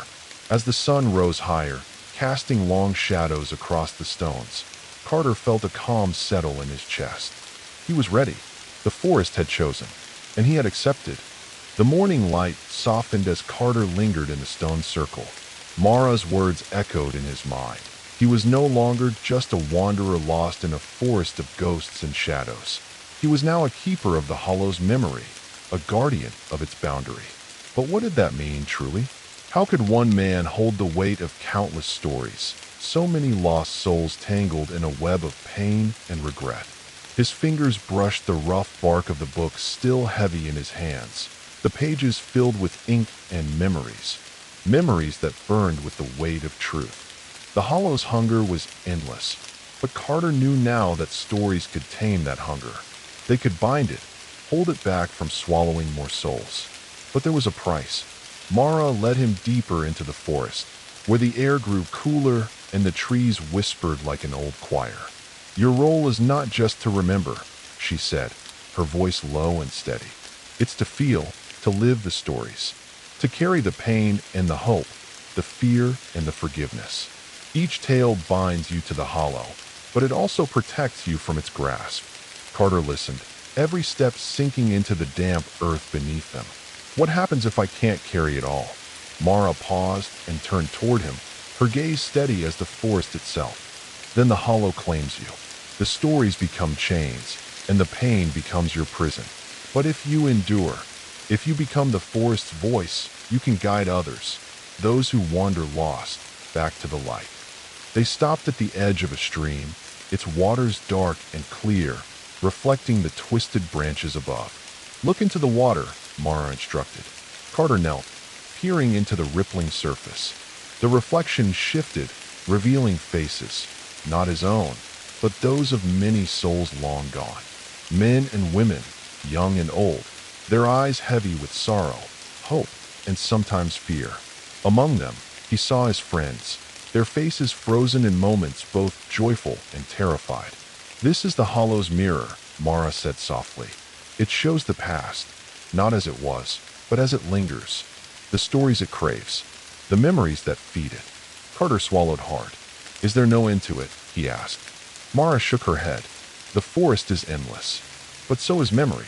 Your task is to weave them together, to build a story strong enough to hold the hollow at bay, to give it meaning beyond hunger. Her eyes darkened. But beware, the hollow is patient. It will test your resolve. It will whisper lies and twist truths to break you. As the sun climbed higher, Carter felt the weight of Mara's words settle deep in his bones. This was no simple role. It was a lifelong burden, one that would demand every ounce of his strength, every memory he dared to remember. But he was ready. The next days passed in a blur of stories and silence. Carter returned to the cabin by the clearing, spending hours writing, recording, and remembering. Each tale he penned was like a thread in a vast tapestry, weaving together the lost, the forgotten, and the condemned. The forest seemed to respond, the symbols on the stones glowing brighter, the air lighter. Yet, at night, the whispers returned. Darker now, more urgent. The hollow was watching, waiting, testing. One evening, as the sky turned blood red, Carter sat alone by the fire pit. The book lay open in his lap, but his thoughts were elsewhere. The shadows around him shifted unnaturally, and a cold chill crawled up his spine. From the darkness, a figure stepped forward. Not Mara, not a friend, but a stranger, tall, cloaked in tattered robes, face hidden in shadow. The hollow's hunger made itself known in this visitor. "Keeper," the figure hissed. "You carry their stories, but you cannot carry all. The hollow will claim what you cannot hold." Carter stood, heart pounding. "I will not let it." The stranger laughed, a hollow sound, like wind through dead leaves. "Then you will break." The figure lunged, vanishing into smoke as Carter braced himself. But the forest answered. Roots erupted from the earth, weaving around the stranger, holding him fast. The hollow's hunger was strong, but Carter's will was stronger, fueled by the stories, by the memories, by the unbreakable bond with those who had come before. The fire in the pit flared to life, blue and green flames dancing in defiance. When the smoke cleared, the figure was gone. Only the forest remained, silent, watchful, and waiting. Carter collapsed to his knees, breath ragged. The burden was heavy, but the forest was his now, and he would carry it, no matter the cost. Carter's breath came in heavy, ragged gasps as he knelt on the damp earth, the weight of the confrontation settling deep within his bones. The stranger, that dark apparition, had vanished into smoke, swallowed by the roots that the forest had summoned to defend its keeper. The forest was alive, a living entity breathing beneath the canopy, and now, Carter understood that his role was not only to carry stories, but to stand as a shield against the hollow's insatiable hunger. Yet, as the embers in the fire pit flickered, a new realization dawned. The forest was not just a place of refuge, it was a battleground. The hollow's influence reached far beyond the shadows that clawed at the edges of consciousness. It whispered in the roots and carried its voice through the wind, a dark, eternal chorus. Night deepened, and Carter rose unsteadily, clutching the book to his chest. The cabin waited, nestled in the heart of the woods, a fragile sanctuary amid ancient trees and restless earth. Yet the silence here was deceptive, a stillness pregnant with secrets. As he crossed the threshold, the door creaked softly behind him. The lantern's flame flickered uncertainly, casting long, restless shadows that twisted and writhed like living things. The whispers returned, soft at first, like the rustle of leaves. Then louder, closer. "Carter." The voice was barely a breath, but it echoed through the cabin like a call from the past. He turned sharply, eyes wide. No one, only the shadows. He gripped the book tighter. "You cannot hold them all," the voice murmured, low and insistent. The hollow, the forest's hunger. Its voice carried 1,000 regrets, a million lost souls crying out for release. Carter shook his head, steadying himself. "No," he said firmly. "I will carry their stories." Outside, the wind howled through the pines, and the roots beneath the cabin shifted. A low rumble echoed through the earth. Carter felt it in his bones, the pulse of the forest, the breath beneath the soil.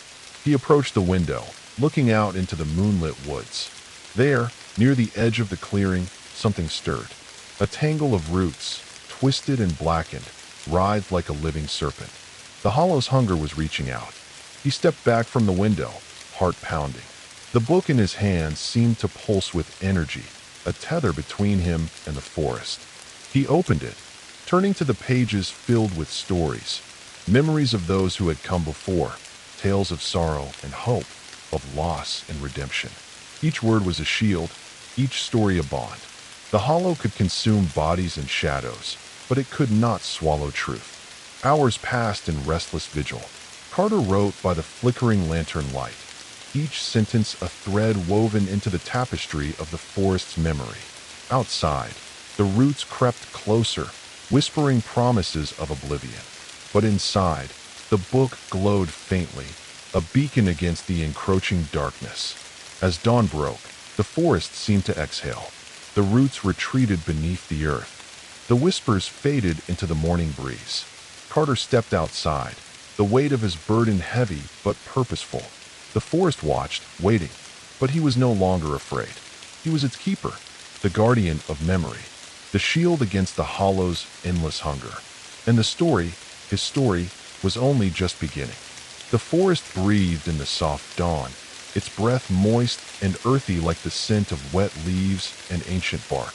Carter stood at the edge of the clearing, the heavy book cradled in his arms, feeling the weight of countless lives and memories pressed between its pages. The hollow's hunger was a dark pulse beneath the roots, a slow, steady rhythm that seemed to echo in his own heartbeat. He thought of Mara's words. The forest remembered those who listened, those who told its stories. He had chosen to be the keeper, to carry the burden, but already he felt the price. The hollow tested him, whispering in the night, creeping through shadows, twisting the truth and dragging at the edges of his mind. The path ahead was uncertain. He knew there was more to uncover, more stories buried beneath the forest floor, deeper secrets hidden in the folds of moss and stone. Somewhere out there was the man in the photograph, the last voice on the tape, a figure tied to the hollow's origins, and maybe the key to breaking the endless cycle. But the forest did not give up its secrets easily. Carter stepped forward, following a narrow trail that wound through towering pines and tangled underbrush. The ground was soft beneath his boots, muffling his footsteps as the fog curled around tree trunks like ghostly fingers. Every breath he took felt heavy with anticipation and dread. The deeper he went, the quieter the world became. Even the birdsong faded, replaced by the sound of his own heartbeat and the distant creaking of ancient branches. Hours passed. The trail led him to a forgotten part of the woods, where the trees grew dense and twisted, their branches forming a tangled canopy that blocked out the sky. The air was colder here, sharp with the scent of decay and damp earth. In a small clearing, Carter found remnants of something old, shattered stones covered in moss, the rusted remains of iron tools, and a faint outline of a path long swallowed by time. This was no ordinary part of the forest. He knelt beside the stones, brushing away leaves and dirt. Carved into the largest slab was the same triangle with a slash, the symbol that had marked the boundaries of the hollow. His fingers traced the grooves. Suddenly, the ground beneath him trembled. From the shadows emerged a figure, the man from the photograph. Older now, his face lined with years of hardship and secrets. His eyes held the weight of countless losses, but there was a spark of hope. "Carter," he said quietly, "you've come far." Carter stood, heart racing. "Who are you?" The man smiled faintly. "My name is Elias. I was once like you, a keeper, a storyteller. But I lost my way." He gestured to the ruins around them. "This was my home, before the hollow took everything." Elias told Carter the story of the hollow's beginning, a wound in the earth created by grief and rage, a tear between worlds that had grown over centuries. He spoke of ancient rituals, lost sacrifices, and the endless hunger that bound souls to the forest. "But there is a way to heal it," Elias said, "to close the gate beneath the pines. It requires great sacrifice, the memory of what was, and the strength to let go." Carter listened, the weight of the knowledge pressing down. Together, they returned to the stone circle. Elias opened an ancient book, its pages brittle but filled with powerful incantations. They prepared a ritual, one that would bind their memories, their pain, and their hope into a final story to seal the hollow's wound. As the sun set and the forest darkened, Carter and Elias began. The ritual was exhausting, pulling at their minds and souls, dredging up buried fears and forgotten grief. The fire pit blazed with unnatural light, casting dancing shadows that seemed to reach into the very fabric of the forest. The hollow screamed in defiance, but the keepers held firm, weaving their stories into the earth, binding the wound with ink and memory. At the ritual's peak, Carter felt a sharp pain, a pull in his chest, like the hollow reaching for his soul. But he held fast. With a final word, the flames flared and then died down. The forest grew still. The wound beneath the pines was sealed, for now. Exhausted but hopeful, Carter looked to Elias. "It's over." Elias nodded. "For now, but the hollow never truly dies. It waits for the next keeper, the next story." Carter smiled tiredly. "I'm ready." As dawn broke over the forest, Carter knew his journey was far from finished. The hollow had been quieted, but the story, his story, would continue, carried on by those who remembered. The forest had a new guardian, and its secrets were safe. The dawn light painted the forest in soft hues of gold and green, but the air still hummed with a tension Carter couldn't shake. Though the ritual had sealed the hollow's wound, for now, the forest felt alive in a new way, as if it were breathing a secret deeper than before. The ancient roots beneath his feet pulsed faintly, whispering stories just beyond the edge of hearing, like echoes carried on the wind. Carter stood in the stone circle, the weight of the book heavy in his hands. Elias had disappeared into the shadows of the woods before sunrise, leaving him alone with the silence and the burden. The forest was quiet, but he knew the peace was fragile. The book was no longer just a collection of memories and stories. It had become a map, a guide woven with symbols and words that promised answers and warnings. Carter flipped through the pages, his fingers tracing the inked lines as a sudden thought gripped him. What if the hollow's hunger wasn't just for the lost souls? What if it fed on stories themselves, on the memories humans cling to like lifelines? Was that why it sought keepers, storytellers like him and Elias? To trap them in an endless cycle of remembering? The forest seemed to listen as Carter's thoughts twisted, pulling him deeper into uncertainty. A faint rustle broke his reverie. From between the trees, a figure stepped forward. Mara, the woman who had first called him different. Her eyes glimmered with the knowledge of ages, and she carried with her a quiet urgency. "You have done well," she said softly, her voice like the rustling leaves. "The hollow is bound for now, but it stirs restless. It has many voices, many faces." Carter met her gaze. "Is there more I need to know?" Mara nodded. "There is always more.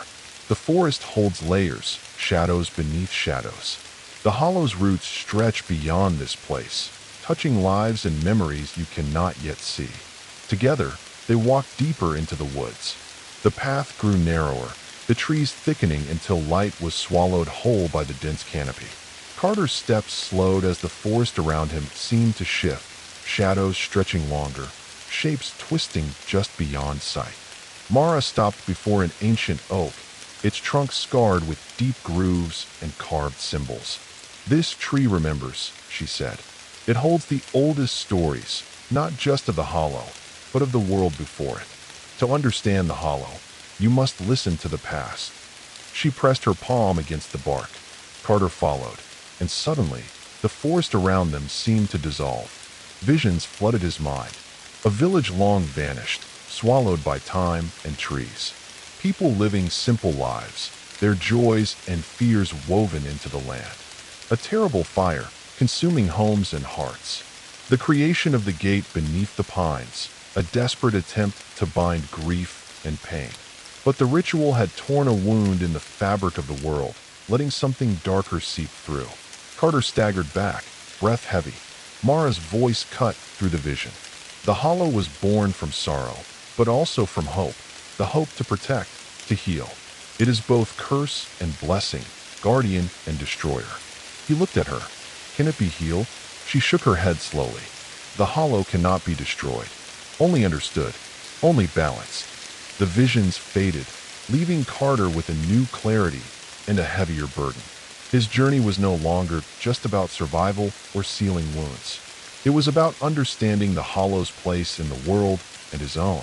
The forest watched silently, waiting for his next move. As the sun dipped below the horizon, Carter returned to the stone circle. The fire pit was cold, the embers long dead. He opened the book and began to write, recording the visions, the truths Mara had shared, and his own reflections. The forest around him whispered encouragement and warning, weaving its ancient song into the night. Carter knew this was only the beginning. The hollow story was far from over, and so was his. Night settled thick over the forest, wrapping the pines in a shroud of shadow and mist. Carter sat by the cold ashes of the fire pit, the weight of the book pressing against his chest like a heart made of bark and ink. The words he had written in the past hours still glowed faintly on the pages, pulsing with a rhythm that seemed to echo the very pulse of the hollow beneath the ground. The forest was alive in ways he could feel now, but not just in the rustle of leaves or the creak of branches. It was alive with memory, a living web of pain, hope, and endless hunger. Carter's mind wandered back to the vision beneath the ancient oak, the village consumed by fire, the ritual gone wrong, the tear in the veil between worlds. He realized the hollow was more than a place. It was a force, a consciousness tied to sorrow and loss, but also to the very essence of memory. And it was restless. Suddenly, the silence shattered. A low rumble shook the earth beneath him, as if something deep below was waking. Roots writhed just beyond the clearing, twisting and curling like serpents in the dark. The hollow was stirring.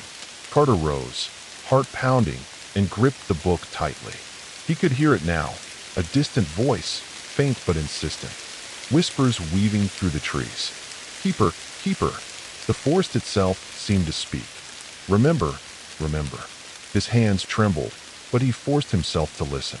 The hollow was calling. From the shadows emerged Mara once more, her eyes reflecting the flickering light of unseen flames. "It calls for you," she said softly. "The hollow feels your presence. It hungers for your memories." Carter swallowed hard. "I won't let it take me." Mara nodded.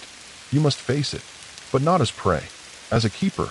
Together, they moved toward the heart of the hollow, a dark depression in the forest floor where the air grew thick and cold. The ground beneath them pulsed like a living thing, each beat a thrum of sorrow and longing. Carter could see shapes rising from the earth, figures made of shadow and light, caught between worlds. The hollow's lost. Mara took his hand, guiding him forward. "You must share your story. Offer your memories as a shield." Carter nodded, opening the book. He began to speak, his voice steady despite the weight in his chest. He told of the friends he'd lost, the tape he'd found, the voices in the forest. Each word was a thread weaving light into the darkness. The figures shimmered, drawn closer by the power of his voice. Some wept silently. Others reached out, touching him with ethereal hands. The hollow pulsed faster, its hunger ebbing with every memory shared. Carter felt it in his bones, a fragile balance. Hours passed like minutes. When he finished, the hollow sighed, a sound like wind through dead leaves. The shadows retreated. The forest grew still. Carter sank to his knees, exhausted but alive. Mara smiled faintly. "You have faced the hollow's pulse and survived." He looked up. "But for how long?" She shrugged. "The hollow is eternal, but so is the keeper's story." As dawn broke, Carter knew his role had deepened. He was no longer just a guardian. He was the voice, the bridge between worlds, the shield against the endless hunger. And the forest was his to protect. The forest was silent now, but the silence was not empty. It was thick with meaning, as if every leaf, every root, every whispered breath held a secret waiting to be uncovered. Carter sat alone beneath the towering pines, the book resting open on his lap, its pages glowing faintly with the memories he had shared with the hollow. The weight of his role pressed down on him, heavy and relentless, but it was a burden he had chosen willingly. He looked up at the sky, where the first stars began to flicker through the thinning canopy. The night was cold, and the air smelled of damp earth and distant rain. Somewhere far off, a lone owl called out, its voice sharp and haunting. Carter's thoughts drifted back to Mara's words. The hollow was eternal, but so was the keeper's story. What did that mean for him? Would he spend his days weaving stories to hold back the hunger, only to be consumed by it in time? Or was there a way to break the cycle, to find peace beyond the endless remembering? The forest around him seemed to pulse with life, and as he listened closely, He realized it was not just the trees or the wind. It was the hollow itself, breathing in the depths below, waiting. Suddenly, the ground beneath Carter trembled softly. He stood, heart pounding, and looked down to see a faint glow emanating from beneath the forest floor. The earth parted slightly, revealing a narrow passage leading down into darkness. A tunnel carved through roots and soil, ancient and forgotten. Mara appeared beside him, her eyes shining in the moonlight. "This is the path to the Hollow's heart," she said. "The place where all memories converge, where the boundary between worlds is thinnest." Carter hesitated, then nodded. "It's time to go deeper." They descended into the tunnel, the air growing colder and thicker with each step. The walls were lined with twisted roots that pulsed softly, like veins carrying the lifeblood of the forest itself. Faint whispers echoed around them, voices both familiar and strange, calling from the darkness. As they moved deeper, Carter felt the Hollow's presence intensify, a living force of sorrow and longing that pressed against his mind like a weight. At the tunnel's end, they emerged into a vast cavern beneath the forest, illuminated by a pale, otherworldly light. The walls were covered in ancient carvings depicting scenes of loss and hope, sacrifice and remembrance. In the center of the cavern lay a shimmering pool of water, its surface smooth as glass. "This is the Hollow's heart," Mara whispered, "the source of its power and pain." Carter approached the pool, peering into its depths. Reflected in the water were countless faces, the lost, the forgotten, the trapped. Their eyes held stories that twisted and turned, reaching out to him. Mara placed a hand on his shoulder. "To truly protect the forest, you must face the silence within the Hollow's heart. You must listen to the stories it holds, even the ones that hurt." Carter swallowed, then nodded. He closed his eyes and reached out, letting his thoughts drift into the pool. Memories flooded his mind, moments of joy and sorrow, of love lost and fear faced. He saw his friends again, their faces clear and vivid. He felt their pain, their hope, their longing for freedom. But beneath it all was a deeper truth. The Hollow was not just a place of loss. It was a place of connection, a bridge between the living and the dead, the past and the present. When he opened his eyes, Carter felt a calmness settle over him. The Hollow's hunger was still there, but it was tempered by understanding. Mara smiled gently. "You have listened well." Carter nodded. "I'm ready to share the story." As they rose from the cavern, the forest above seemed to welcome them back, the trees standing taller, the air fresher. Carter knew that the path ahead would be difficult, but he was no longer alone. He was the keeper, the storyteller, the shield. And the forest, with all its shadows and whispers, was home. Dawn had barely begun to stretch its pale fingers through the dense canopy when Carter awoke, the lingering shadows of his dream clinging to him like a second skin. The images from the Hollow's heart, the faces, the whispers, the unrelenting tide of memory, replayed in his mind with haunting clarity. He sat up slowly, the wooden floor creaking beneath him, and felt the cold weight of the book resting against his chest. The air inside the cabin was thick with the scent of damp pine and something else, something metallic, faint but unmistakable. Outside, the forest stirred, but not with the familiar rustling of leaves or the soft calls of birds. No, this was different. The forest was tense, like a beast sensing an approaching storm. Carter stepped outside, pulling his coat tight around him against the morning chill. The wind had picked up, swirling mist among the trees and carrying with it a coldness that bit deeper than the temperature. The sky above was awash of leaden gray clouds, heavy with unshed rain. It was as if the world itself held its breath.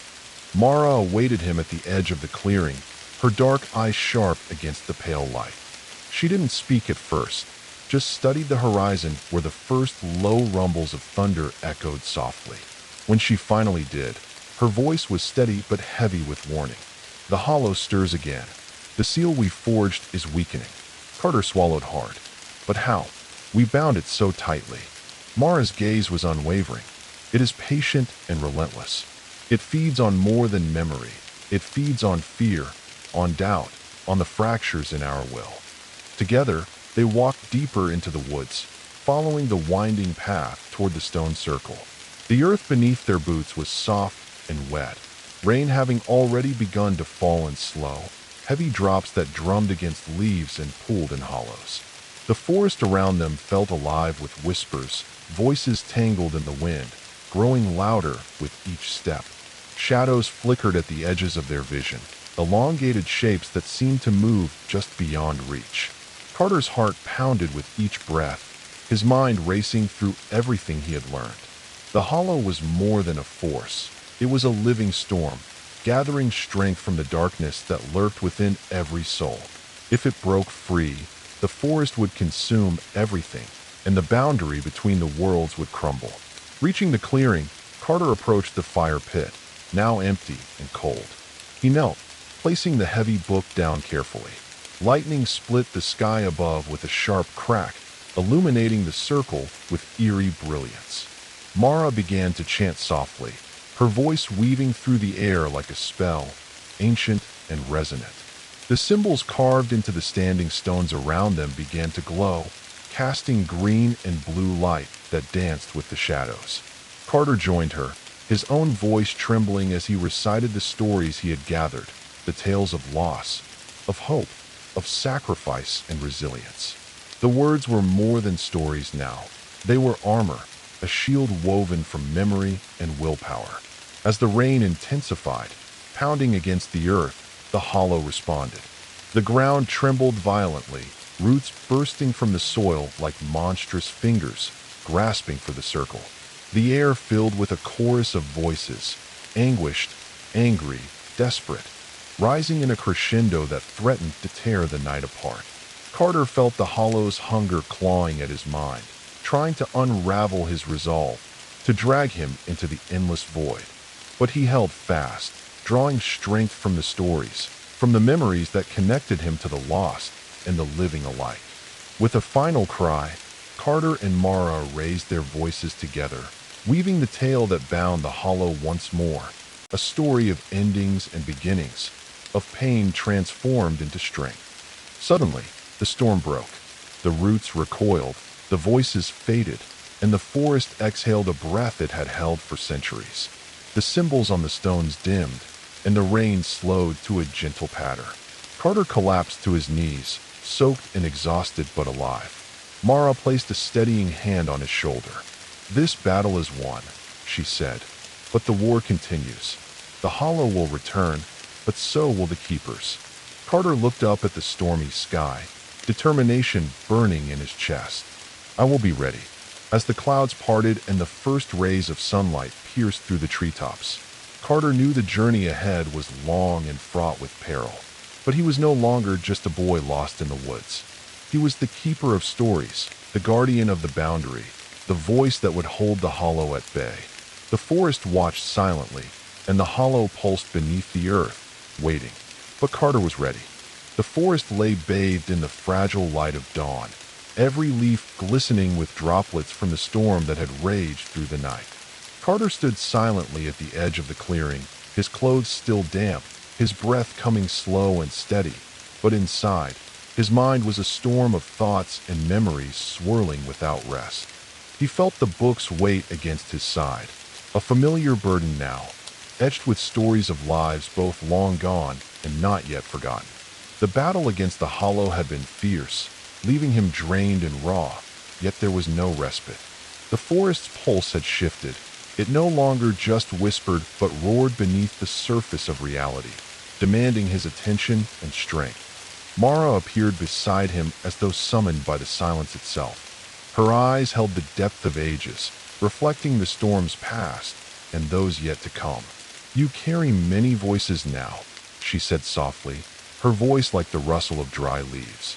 "They speak through you, through the stories. But their weight can fracture even the strongest spirit." Carter nodded, the truth of her words settling heavily in his chest. "I hear them," he confessed. "The lost, the fearful, the broken. Their voices echo inside me, louder than ever. Sometimes I wonder if I'll drown in them." Mara's gaze softened but remained steady. That is the keeper's burden, to carry not only memory but the pain of those who cannot rest, to bear their voices without losing yourself. She reached out, brushing a strand of damp hair from his face. But remember this, the hollow feeds on silence as much as it does on fear. The stories you carry are both your shield and your sword. Speak them, share them, but do not let them consume you. Carter took a deep breath, closing his eyes and letting the forest's cool air fill his lungs. He thought of his friends, their faces vivid in his mind, each with a story that refused to be forgotten. Emily's fierce hope, Amanda's courage, Josh's steady calm. He felt their presence with him, like unseen hands steadying his own. Opening the book, he began to read aloud, the stories etched in ink and memory. Each word was a lifeline, a thread weaving him closer to the forest's heart and farther from the hollow's grasp. Hours passed as Carter read, his voice rising and falling with the rhythm of the woods. The trees seemed to lean closer, listening. The shadows around him flickered with movement, but not menace, the forest's ancient spirits stirring in response. The hollow's hunger pulsed beneath the earth, but it was tempered, held back by the power of stories shared and remembered. Yet Carter knew this peace was fragile. The voices inside him stirred restlessly, each demanding to be heard, to be freed. As twilight deepened, Mara guided Carter toward the edge of the clearing where a narrow trail disappeared into the dark woods. "There is a place," she said, "where the boundary is thinnest, where the voices grow loudest. To protect the forest, you must go there and face the storm within." Carter hesitated but nodded. "I'm ready." The trail wound through the thickening trees, the moonlight barely piercing the dense canopy. The air grew colder, and the whispers of the lost became clearer, more urgent. Carter felt their sorrow and fear mingling with hope, a tempest of emotion that threatened to overwhelm. At the trail's end, they reached a small glade bathed in silver light. In its center was a circle of ancient stones, worn and moss-covered, humming with power. "This is the storm circle," Mara explained. "Here, the hollow's hunger is strongest, but it is also where stories are born, where memory and silence clash." Carter stepped inside, feeling the energy pulse beneath his feet. Closing his eyes, he let the voices wash over him, the lost, the living, the forgotten. Their cries and whispers, their laughter and tears, all tangled together in a swirling storm. He raised his voice and began to tell their stories, not just as memories, but as living truths. He spoke of love and loss, of fear and bravery, of pain transformed into strength. The wind howled around the stones, carrying his words into the night. The hollow's hunger roared in response, but Carter stood firm, the voices inside him blending into a powerful chorus. When he finished, silence fell. The forest exhaled, the storm within quelled, for now. Carter opened his eyes, sweat and tears mingling on his face. Mara smiled, pride and sorrow mingling in her gaze. "You have done well. But remember, the weight of voices is never light. Carry them with care." As the first light of dawn touched the forest, Carter felt a renewed sense of purpose. The journey was far from over, but he was no longer just a keeper of stories. He was their voice, their shield, their hope. The forest watched, the hollow waited, and Carter stood ready. The forest felt different in the days that followed Carter's vigil at the storm circle. The air was thicker, heavier, as if the trees themselves bore a secret burden. Though the hollow's hunger was quieter, its presence lingered like a shadow clinging to the edge of light. Carter sensed it beneath his skin, a restless pulse that never truly ceased. The nights grew longer, the darkness deeper, and with each passing hour, the boundary between the forest's living world and the hollow's spectral realm thinned. One evening, as the sun dipped low behind the distant hills, Carter sat by the fire pit, the ancient book open before him. The pages glowed softly, a beacon in the growing twilight. He traced the familiar symbols and stories, searching for answers, something, anything, to ease the weight settling in his chest. A sudden chill swept through the clearing, snuffing the flames and plunging everything into shadows. From the darkness emerged Mara, her eyes wide and unblinking. "The veil is thinning," she said, voice barely above a whisper. Soon, the two worlds will merge. Carter's heart pounded. What does that mean? It means, Mara answered gravely, that the hollow will no longer be confined. It will spill into our world, and the lost will walk among the living. The forest seemed to hold its breath as Carter absorbed the truth. The hollow's hunger was more than a distant threat. It was an imminent storm. He realized that his role as keeper was evolving into something even greater. He must stand at the threshold, guarding the fragile veil between life and death. We need to strengthen the boundary, he said determinedly. There must be a way. Mara nodded, pulling a small, weathered pendant from beneath her cloak, a shard of ancient stone carved with the symbol of the hollow. This was given to me by the last keeper before Elias, she said. It holds the power to bind and to protect, but only when combined with a story of true sacrifice. Carter took the pendant, its cold weight a stark reminder of the gravity of his task. True sacrifice, he murmured. He thought of his friends, the voices echoing in his mind, their stories intertwined with his own. The hollow fed on loss and pain, but it could also be starved by hope and courage. I'll do whatever it takes, he vowed. The following days were a whirlwind of preparation. Carter and Mara journeyed deep into the heart of the forest, gathering ancient relics and weaving new stories into the book. Each tale was a thread in a vast tapestry meant to seal the veil tighter, to hold back the encroaching darkness. The forest around them responded, branches bending protectively, shadows retreating just beyond the edge of sight. Yet, beneath the surface, Carter felt the hollow's pulse grow stronger, a rhythmic beat that echoed his own heartbeat, binding them in a silent dance of light and dark. One night, as they rested beside the fire, Carter asked, "What happens if the veil breaks?" Mara's eyes darkened. "Then the hollow will walk freely among us. The lost will seek the living, and the boundary between worlds will be lost forever." She leaned closer, voice low. "You must be ready to face the hollow not just as a keeper, but as a warrior." As the full moon rose, casting silver light through the canopy, Carter felt a shift in the air. The veil was thinner than ever, a fragile membrane trembling between two realms. He held the pendant tightly, feeling its ancient power surge through him. Together with Mara, he stood at the stone circle once more, ready to confront the coming storm. The forest around them seemed to pulse with anticipation as Carter began to recite the new story, a tale of sacrifice and hope, woven from the memories of those lost and the strength of those still standing. The pendant glowed brightly, its light weaving through the air like a protective web. The veil shimmered, thin and fragile, but holding. For a moment, the world was silent. Then, from the shadows, a shape emerged, a figure cloaked in darkness, eyes burning with hunger and sorrow. The hollow had come. The moment the figure stepped beyond the veil, the forest seemed to hold its breath, every leaf and branch frozen in suspended animation. The air thickened, charged with a pulse that echoed through the very marrow of Carter's bones. The figure, tall, cloaked in swirling shadows that writhed like living smoke, stood in the center of the stone circle, its eyes twin embers burning with a sorrow so deep it felt endless.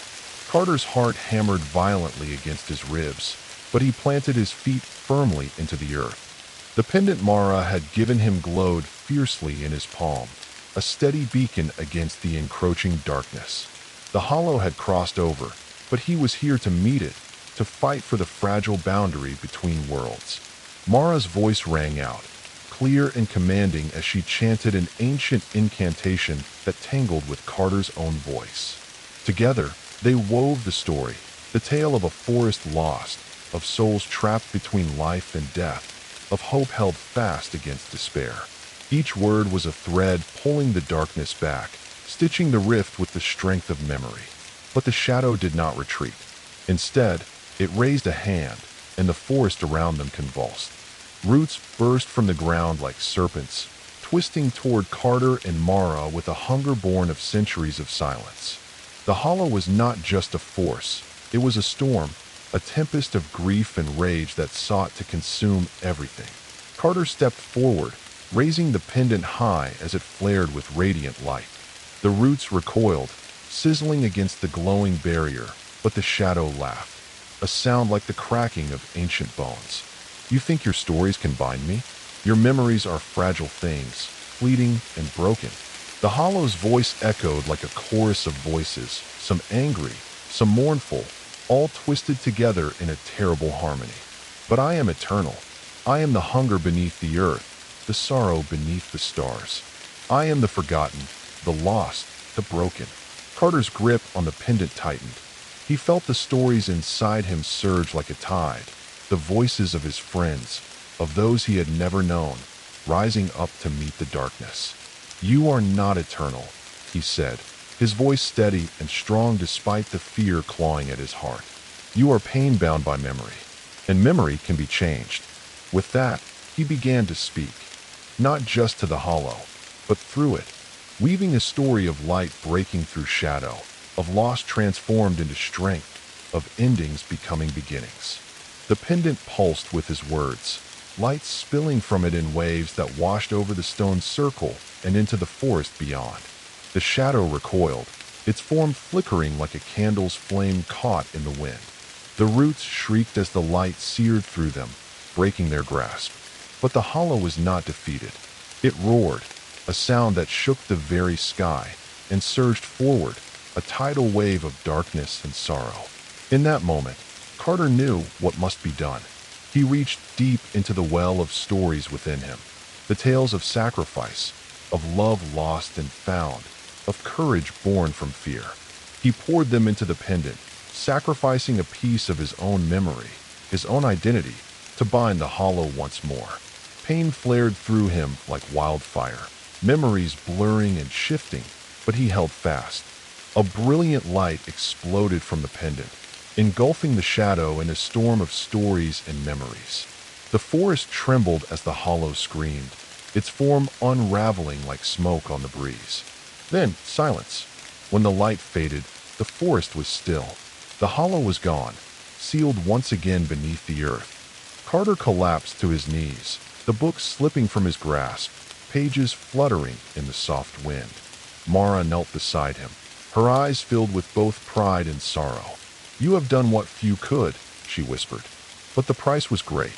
Carter nodded, feeling the weight of what he had given, the fragments of himself now woven into the fabric of the forest. As dawn broke over the quiet woods, Carter knew the battle was far from over. The hollow was patient, eternal, and hungry. But so was he, the keeper, the storyteller, the shield. The dawn came slowly, filtered through thick branches dripping with the remnants of last night's storm. The forest, once trembling with the hollow's fury, now seemed calm, deceptively calm, like a beast resting just beneath the surface of a placid lake. Carter lay against the rough bark of an ancient pine, his breath shallow, the pendant cool and silent in his palm. The sacrifice he'd made, pouring pieces of his memory into the glowing shard, had left his mind fractured, blurred edges where once his memories had been clear and solid. The forest was alive with the sounds of morning, birdsong, the whisper of wind threading through leaves, the distant rush of water over stones. Yet inside Carter's head, the voices tangled and twisted in confusion. Faces he'd known well flickered uncertainly, some slipping like smoke through his grasp. He reached for the book, the stories inside now more vital than ever, a tether to his true self. But as he opened the pages, words shifted before his eyes. The ink blurred and reformed, stories morphing into fragments of memories that sometimes felt his own, sometimes not. He closed the book with a soft sigh and looked up at the sky. The weight of his role pressed down harder now. Not only was he the keeper, the shield, the voice of the lost, he was becoming a part of the forest itself, his identity dissolving into the endless weave of stories and sorrow. Mara, he called softly. She emerged from the trees, her face shadowed but steady. You look different, she said, studying him with eyes like deep wells. The sacrifice changes keepers. It binds you more closely to the hollow and to the forest. Carter nodded. I feel it. Parts of me slipping away. But the stories, they keep me grounded. Mara approached the stone circle and traced her fingers over the carvings. The hollow's hunger is not just for memories, she said thoughtfully. It hungers for identity, for the essence of who we are. When keepers sacrifice pieces of themselves, the hollow feeds on what's left behind, the gaps and fractures. Carter's gaze dropped to his hands, trembling slightly. Am I losing myself? Mara's expression softened but was firm. You are changing, but the forest needs you, now more than ever. The balance depends on your strength and your stories. Determined, Carter rose and took the book with renewed purpose. He began to write, pouring his thoughts and fears onto the pages, weaving new tales from the fragments of memory that still clung to him. Each word was a lifeline, a way to reclaim the parts of himself that the hollow sought to erase. Outside, the forest shifted, shadows deepened, and distant howls echoed through the trees. The hollow was restless, testing the boundaries of its prison. Days bled into nights as Carter's world grew smaller and larger all at once. His body remained in the forest clearing, but his mind drifted through the tangled corridors of memory and shadow. Sometimes, he felt the voices of the lost reaching for him, whispering secrets and warnings. Other times, he glimpsed figures at the edge of vision, flickers of light and darkness dancing just beyond reach. The forest became both sanctuary and prison. One evening, as the sun bled red across the horizon, Carter sat by the fire pit, the book open on his lap. He felt Mara's presence beside him, steady and unyielding. There is a path, she said quietly, a way to heal the fractures inside you. But it will demand a journey unlike any before, into the heart of memory itself. Carter looked up, hope flickering in his chest. I'm ready.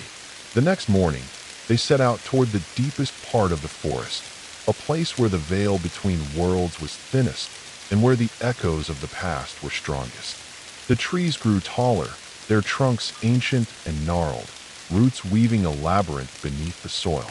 As they walked, the air grew heavier, charged with a strange energy that prickled at Carter's skin.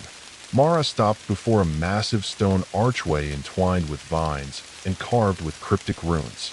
This is the Gate of Echoes, she explained. Beyond lies the realm of memory, where you can confront the fractures and reclaim what was lost. Carter stepped forward, heart pounding. The air shimmered, and the world blurred and shifted, folding in on itself. When his vision cleared, he found himself standing in a place both familiar and alien, a landscape of shifting shadows and half-remembered dreams. The voices came first, a chorus of whispers that pulled at his soul, and then the memories, fragments of his own life, distorted and twisted, waiting to be reclaimed. The journey through this realm would test everything Carter had become. He would face fears and regrets, moments of joy and pain, all tangled in the hollow's dark embrace. But with each step, with every story told and every truth faced, he moved closer to healing and to the hope of restoring balance. The forest waited silently outside the Gate of Echoes, the hollow restless and watching. And Carter, the keeper, was ready to face what lay within.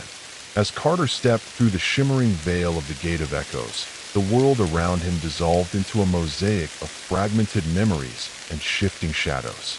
The air was thick with whispers, voices both familiar and alien, each one a thread in the tangled web of his mind and the hollow's endless hunger. The landscape stretched endlessly, a labyrinth of shifting walls made from mist and broken reflections, twisting and folding with every hesitant step he took. He could feel the pull of his own memories, fractured and scattered like shattered glass, each shard reflecting a piece of his past, some bright and full of warmth, others dark and jagged with pain. The hollow's influence was strong here, warping the very fabric of memory, threatening to swallow him in the endless fog of forgetfulness.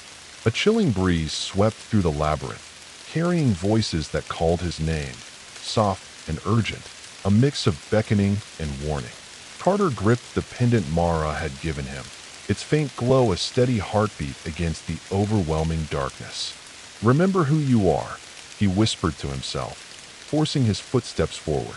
Each corridor of the labyrinth seemed alive, walls shifting to reveal scenes from his life. Fleeting moments of laughter shared with friends, the ache of loss, the burning questions that had haunted him since the forest first called. Faces flickered like ghosts, some smiling, others twisted in sorrow. The hollow's voice echoed from the shadows. Forget. Let go. Become nothing. But Carter held fast. As he moved deeper, the labyrinth grew darker, the whispers turning to anguished cries and desperate pleas. He saw visions of those who had been lost to the hollow, trapped in an endless limbo between worlds. They reached out, their eyes pleading for release, for a story to remember them. Carter felt the weight of their sorrow like a physical burden, each step heavier than the last. The hollow sought to drown him in grief, to sever his connection to his own memories, leaving him adrift and lost. Summoning every ounce of strength, Carter began to speak, his voice steady, rising above the cacophony of despair. He told stories of hope and defiance, of courage born in the face of darkness, weaving together the fractured threads into a tapestry of light. The pendant flared, its glow pushing back the shadows and illuminating the path ahead. At the heart of the labyrinth, Carter found a chamber carved from memory itself, walls inscribed with glowing runes and faces frozen in moments of joy and pain. In the center lay a pool of liquid light, shimmering with the essence of forgotten stories. He knelt beside it, feeling the power to reclaim what the hollow had stolen. A voice, soft and distant, spoke from the pool. To heal, you must surrender and embrace the fragments. Only by accepting the broken pieces can you become whole. Carter hesitated, fear and hope warring within him. Then, with a deep breath, he reached into the pool, feeling the shards of his fractured memory dissolve into him. Painful, yet cleansing. The labyrinth shifted once more, brighter now, the voices gentler, the shadows retreating. Carter stood, feeling a new strength coursing through him. The hollow's hunger had not vanished, but the fractures within him had begun to mend. He was more than the sum of lost memories. He was the keeper of stories, a bridge between worlds. As he stepped back through the gate of echoes, the forest greeted him with the soft murmur of leaves and the distant call of a night bird. Mara awaited, her eyes shining with quiet pride. You have faced the labyrinth and returned, she said. The path ahead remains perilous, but you are stronger and more whole. Carter nodded, the book in his hands now vibrant with new stories and unbroken memories. The hollow pulsed beneath the forest, waiting and watching. But Carter was ready. The keeper, the storyteller, the shield, and the hope. The forest had settled into a quiet hum of life beneath the gentle glow of dawn. But for Carter, peace was a fragile thing, a thin thread stretched taut between moments of clarity and creeping unease. After emerging from the Gate of Echoes, the very air seemed charged with residual power, the stories he had reclaimed rippling through the fabric of the forest like unseen currents. Carter held the ancient book tightly, feeling the pulse of stories embedded deep within its worn pages, stories that now felt as much a part of him as his own breath. Each word was a shard of light in the encroaching darkness, a beacon to guide the lost and to bind the restless spirits that whispered just beyond perception. Yet, the hollow was not silent. Its hunger throbbed beneath the earth, a relentless drumbeat in the depths of the forest. The shadows stretched longer, the whispers grew more insistent. The boundary was fragile, but it still held. Mara's voice broke the silence as she approached, her expression grave. The hollow is stirring again. Its hunger grows sharper, drawn to the strength of your stories. Carter nodded, eyes narrowing. We've sealed it once, but it's like a wound that refuses to heal. How do we keep it bound forever? Mara's gaze drifted to the ancient trees, their trunks tall and timeless. By understanding what truly binds us all, the echoes of connection, not just memory, but the ties that weave souls together. Together, they journeyed to a place deep within the forest known only in whispers as the Nexus, a convergence point where the roots of the oldest trees intertwined with the earth's hidden veins. It was said to be the heart of the forest's memory, the place where past, and present met in a delicate dance. As they walked, the forest around them shifted subtly, shadows lengthening, the air thickening with anticipation. Carter felt the weight of countless unseen eyes watching, waiting. At the nexus, a massive ancient tree rose, its bark scarred with time and etched with glowing runes that pulsed softly beneath the moss. Its roots spread wide and deep, twisting like veins through the soil, anchoring the forest's memories and power. Mara knelt beside the roots, placing the pendant at their base. This is where the echoes converge. If we can weave the stories here, bind them to the roots, the hollow's hunger can be starved, its cycle broken. Carter placed his hands on the tree's bark, feeling the heartbeat of the forest. The book lay open beside him, its pages alive with the voices of the lost and the living intertwined.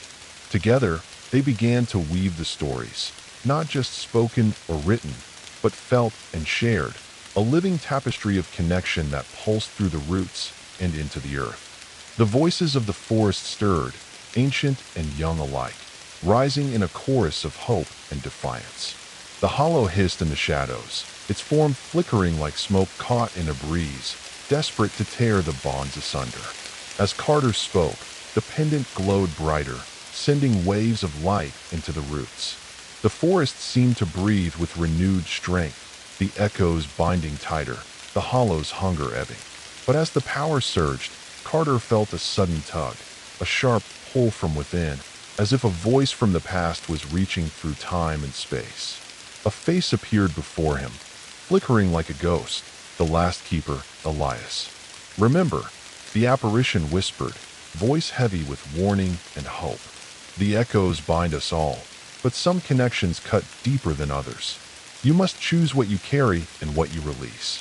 Carter's mind swirled with questions and fears, but he knew the path forward was one of courage and sacrifice. The hollow was a part of the forest, but it did not have to be its master. With a steady breath, he renewed the weave of stories, binding the echoes with threads of light and memory, forging a shield strong enough to hold through the darkest nights. As the first light of dawn broke through the canopy, the forest sighed in relief. The hollow's hunger had been stilled, its cycle paused, but the battle was far from over. Carter stood beside Mara, the pendant warm in his hand, the book alive with stories yet to be told. The echoes bound them all, lost and living, shadow and light, and Carter was their keeper.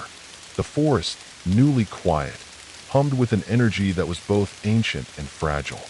Carter stood at the base of the nexus tree, its towering presence a silent sentinel over the tangled web of roots spreading like veins beneath the earth. The pendant warmed against his palm, its glow dimming but steady, a reminder of the tenuous victory over the hollow's hunger. Yet, beneath this fragile calm, Carter felt a lingering tension, as if the forest itself was holding its breath. He traced a finger along the thick bark, feeling the faint pulse of life beneath its surface. This was more than just a tree. It was a living archive, every whisper, every memory woven into its very fibers.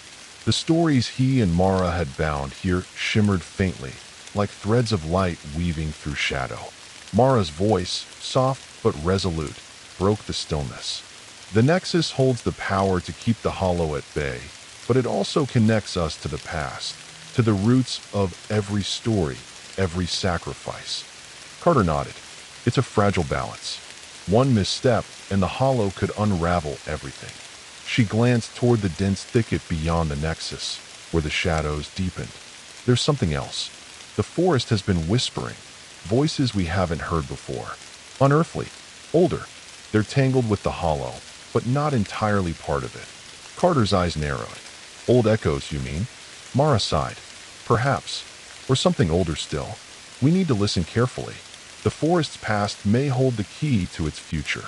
Determined to uncover these ancient whispers, Carter ventured deeper into the woods, Mara by his side. The canopy thickened, filtering sunlight into fragmented shards that danced across mossy stones and fallen leaves. The air grew heavier, laced with an electric charge that made his skin prickle. With each step, the whispers grew louder, a chorus of voices swirling around them, some pleading, others warning, all steeped in mystery. Carter strained to decipher their words, but they were fragmented, like shards of a shattered song. They reached a clearing where roots burst from the earth in tangled knots, pulsating faintly with a phosphorescent glow. At its center, an ancient stone altar stood, worn smooth by time, covered in cryptic carvings that seemed to shift when viewed from the corner of the eye. Mara knelt, tracing the runes with reverent fingers. This altar is a gateway, not to the hollow, but to something beyond it, a threshold to the forest's deepest secrets. Carter approached cautiously, feeling the weight of unseen eyes watching from the shadows. The voices swelled, intertwining with the rustle of leaves and the distant call of night creatures.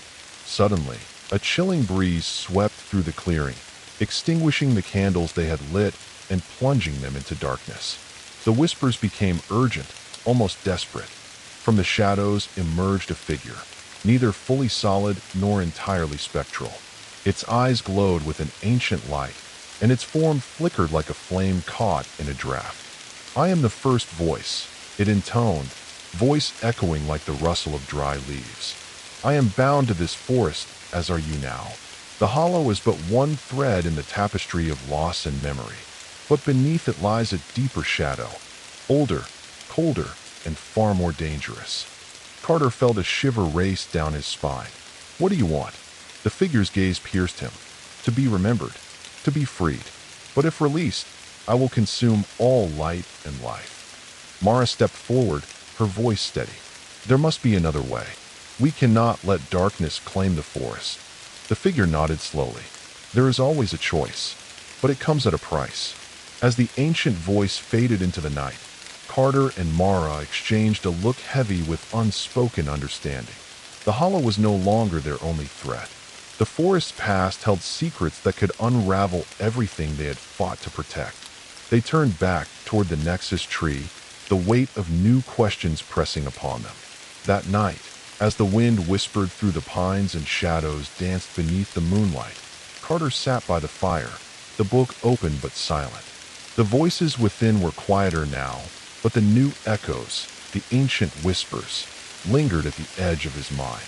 He knew the path ahead would be darker, more complex. The forest was alive with stories yet untold, and he was bound to uncover them, no matter the cost. The hollow pulsed beneath the earth, waiting. But deeper shadows stirred, and Carter, the keeper, would face them all. The forest never truly slept.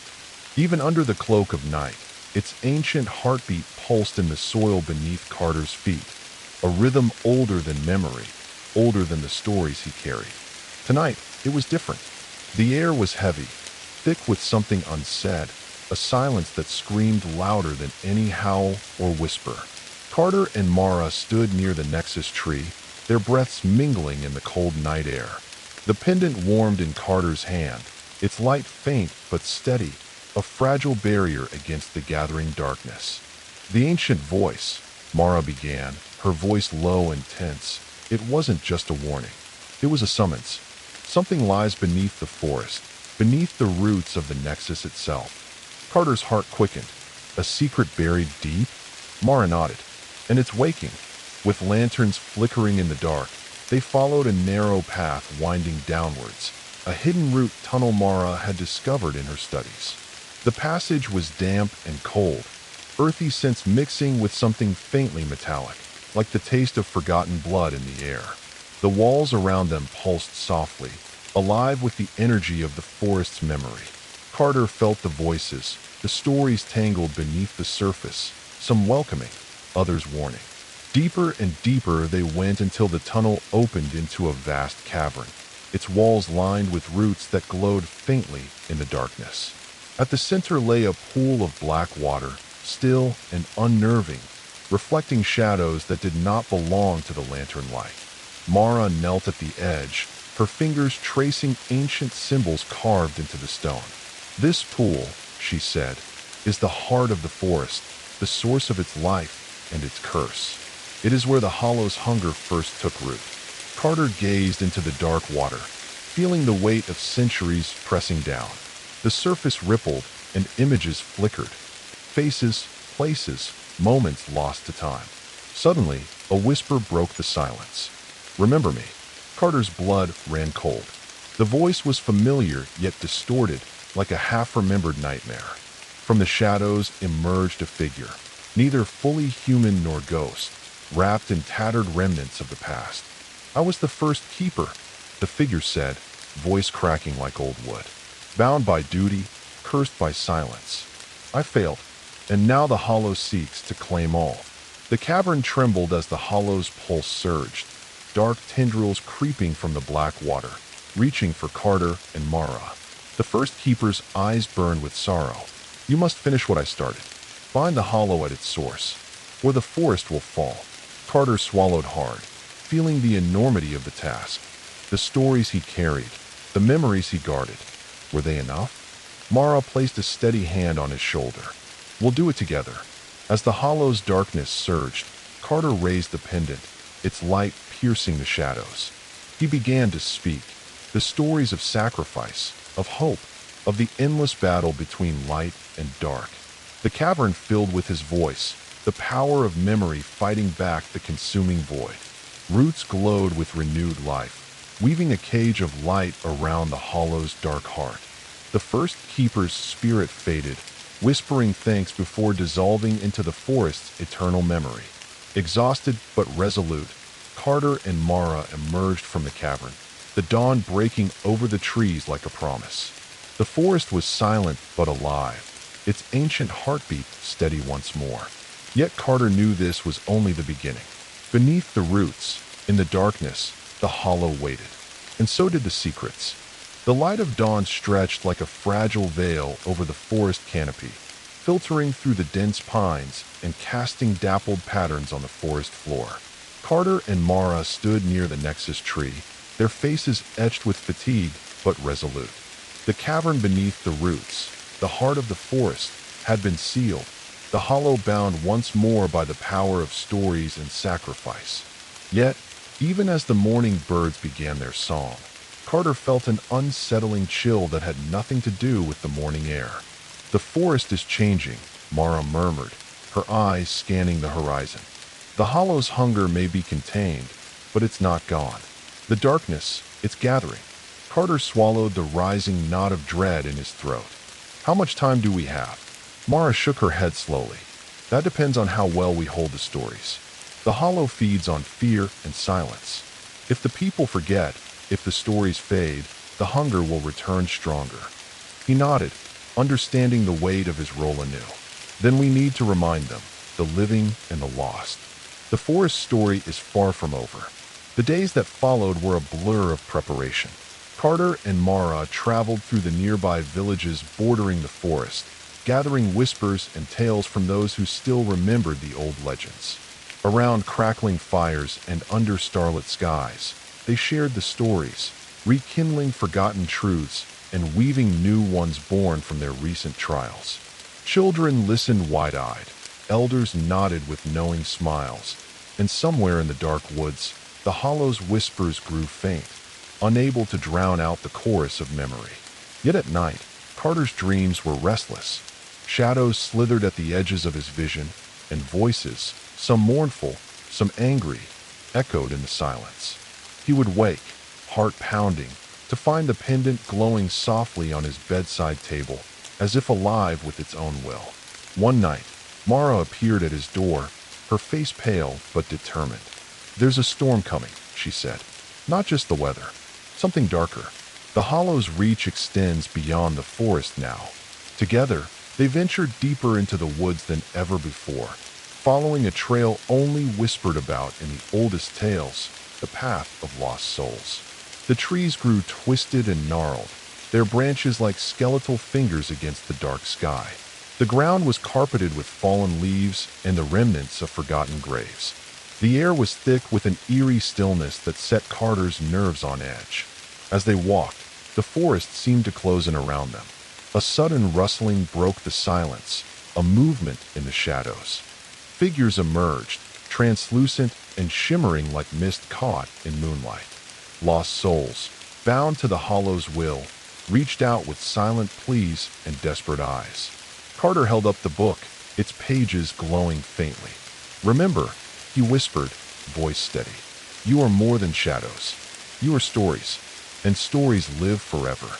The lost souls hesitated, flickering like candle flames in the wind. Slowly, their forms steadied, light returning to their eyes. One stepped forward, a woman with eyes full of sorrow and hope. "Thank you," she whispered. "We are trapped between worlds. Your stories give us peace." Mara smiled softly. "We will help you find your way home." But as the lost souls found comfort, a new shadow stirred deeper in the woods, a darkness older than the hollow, hungry for chaos and silence. Carter knew their battle was far from over. The forest held its breath, and the hollow waited. The first light of dawn filtered through the dense canopy, casting long, golden beams that pierced the lingering mist. Carter stood at the edge of the clearing, the ancient book open in his hands, pages fluttering gently in the morning breeze. Around him, the forest hummed softly, a fragile peace settling after nights thick with whispers and shadows. But peace, he knew too well, was often the quiet before a storm. Mara appeared beside him, her eyes reflecting the soft glow of the rising sun. "The lost souls have found some rest," she said quietly. "But the deeper darkness grows restless. It senses weakness." Carter nodded. "We've fought shadows and memories, but something else lurks beneath. The forest's oldest wounds." Together, they began the ritual, an ancient weaving of stories, memories, and sacrifices designed to strengthen the veil between worlds. Each word Carter spoke was a lifeline, a beacon to those caught between light and shadow. The pendant pulsed with a warm light, amplifying the power of their voices. As they wove the stories, the earth beneath their feet trembled faintly, a deep, resonant pulse that seemed to echo from the heart of the forest itself. From the shadows beyond the clearing, the hollow stirred, its hunger unquenched, but contained, for now. The ancient tree at the nexus stood sentinel, its roots entwined with the stories and the souls, a living monument to the fragile balance. But then, a sudden cry shattered the calm, a piercing wail that cut through the forest like a blade. From the edge of the clearing, a figure stumbled forward, eyes wide with terror. It was a child, pale and trembling, eyes darting to the darkness behind. "They're coming," the child gasped.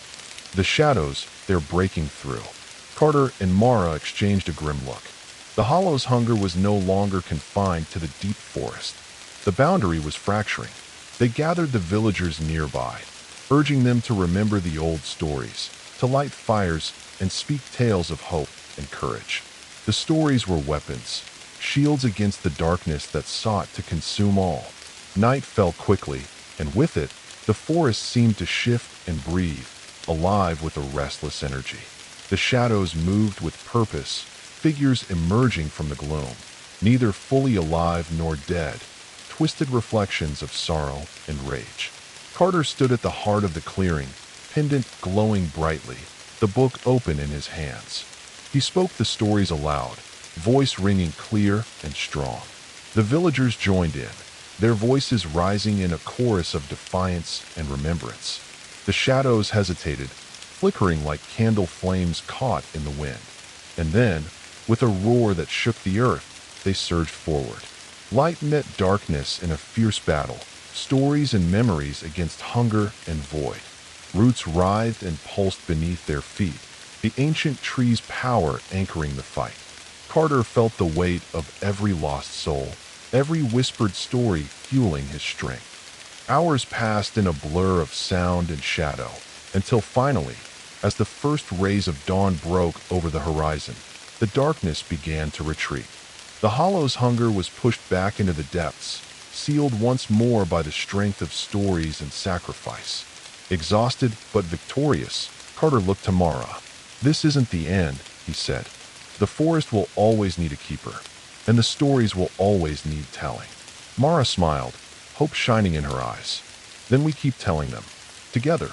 As the sun rose higher, casting light over the healing forest, Carter knew the path ahead would be long and winding.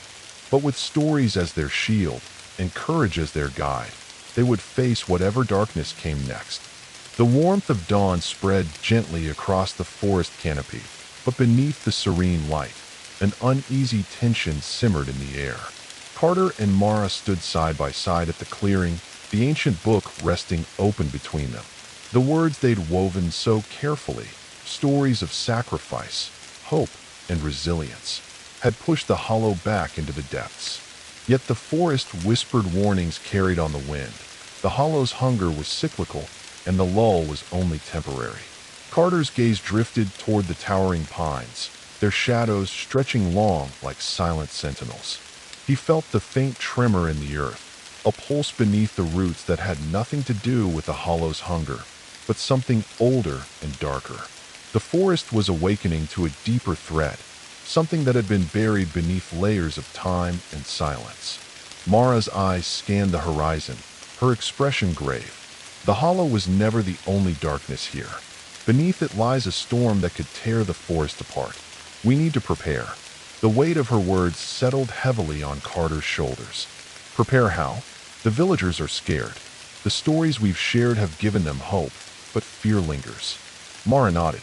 Hope alone won't be enough. We need to awaken the forest guardians, those ancient protectors whose stories have faded from memory.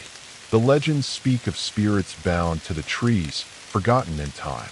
Determined to seek these guardians, Carter and Mara set out once more, following a trail of faded runes and whispered legends deep into the heart of the forest. The path twisted through towering trunks and thick underbrush, the air growing dense with the scent of pine and earth. As they traveled, the shadows lengthened, and the forest's whispers grew louder, fragments of forgotten tales swirling around them, beckoning and warning. They arrived at a hidden glade, encircled by ancient trees whose bark bore the faint glow of old magic. In the center, stone pillars rose like silent watchers, carved with symbols of power and protection. Mara knelt to touch one, feeling a surge of energy ripple through the air. This is a sacred place. The guardians were bound here, their stories etched into the stones to hold them in the mortal world. Carter ran his hands over the carvings, the symbols warm beneath his fingers. If we can awaken them, maybe they can help us keep the hollow and whatever else lurks beneath at bay. As dusk fell, they began the ritual, chanting the old stories, invoking the names of the guardians. The air shimmered, and the ground trembled softly. One by one, the stone pillars began to glow, their runes pulsing with ancient power. Shapes materialized, forms of bark and leaf, glowing eyes flickering in the twilight. The forest guardians had awakened. The guardians spoke in voices like rustling leaves and cracking wood, warning of the gathering storm beneath the forest. The hollow's hunger was a symptom, not the source. Something older and more dangerous stirred, a darkness that could consume everything if left unchecked. Carter and Mara listened, their resolve hardening. They were the keepers of stories, the shield against darkness, and now, with the guardians by their side, they faced a battle that would test everything they had fought for. As night deepened, the forest around them seemed to hold its breath. The wind whispered through the pines, carrying echoes of the past and warnings of the future. Carter looked to Mara, determination blazing in his eyes. We're not alone. She smiled softly. Never were. Together, they prepared for the storm to come, the battle for the forest's soul, and the stories yet to be told. The air hung heavy with the scent of pine needles and damp earth as Carter and Mara stood beneath the ancient guardian's watchful gaze. The moon was a pale sliver, casting ghostly light through the dense canopy, flickering shadows dancing like restless spirits across the forest floor. The sacred glade, now alive with faint murmurs and the pulse of old magic, felt like the very heart of the world itself. A place where time bent and the line between the mortal and the eternal blurred. They had awakened the guardians, ancient beings carved from bark and leaf, whose stories had faded into legend. Their presence was both comforting and terrifying, powerful allies, but reminders of the forest's deep, untamed wildness. The forest was alive, aware, and now poised on the brink of fury. Mara traced the carvings on one of the stone pillars, her breath catching as the runes flared softly beneath her fingers. The hollow's hunger was only a symptom. The real threat sleeps deeper, beneath the roots of the oldest tree, the Nexus. It's a darkness born of ancient pain and forgotten promises, a shadow that feeds not just on loss, but on betrayal. Carter's heart pounded in his chest. What is it? Mara's eyes met his, fierce and unyielding. It's the forest's fury, the spirit of a guardian long cast aside, forgotten by those it once protected. It was bound and silenced, but now it stirs, angry and hungry for reckoning. The ground trembled beneath their feet as the guardians rustled and shifted, their glowing eyes reflecting the turmoil deep within the earth. We must reach the Nexus, Carter said, voice steady despite the storm brewing inside him. Before the fury breaks free. Mara nodded. The journey will test us. The forest will fight to keep its secrets. But together, we carry the stories that can calm even the wildest storm. They set off at first light, following a winding trail that twisted deeper into the forest's ancient heart.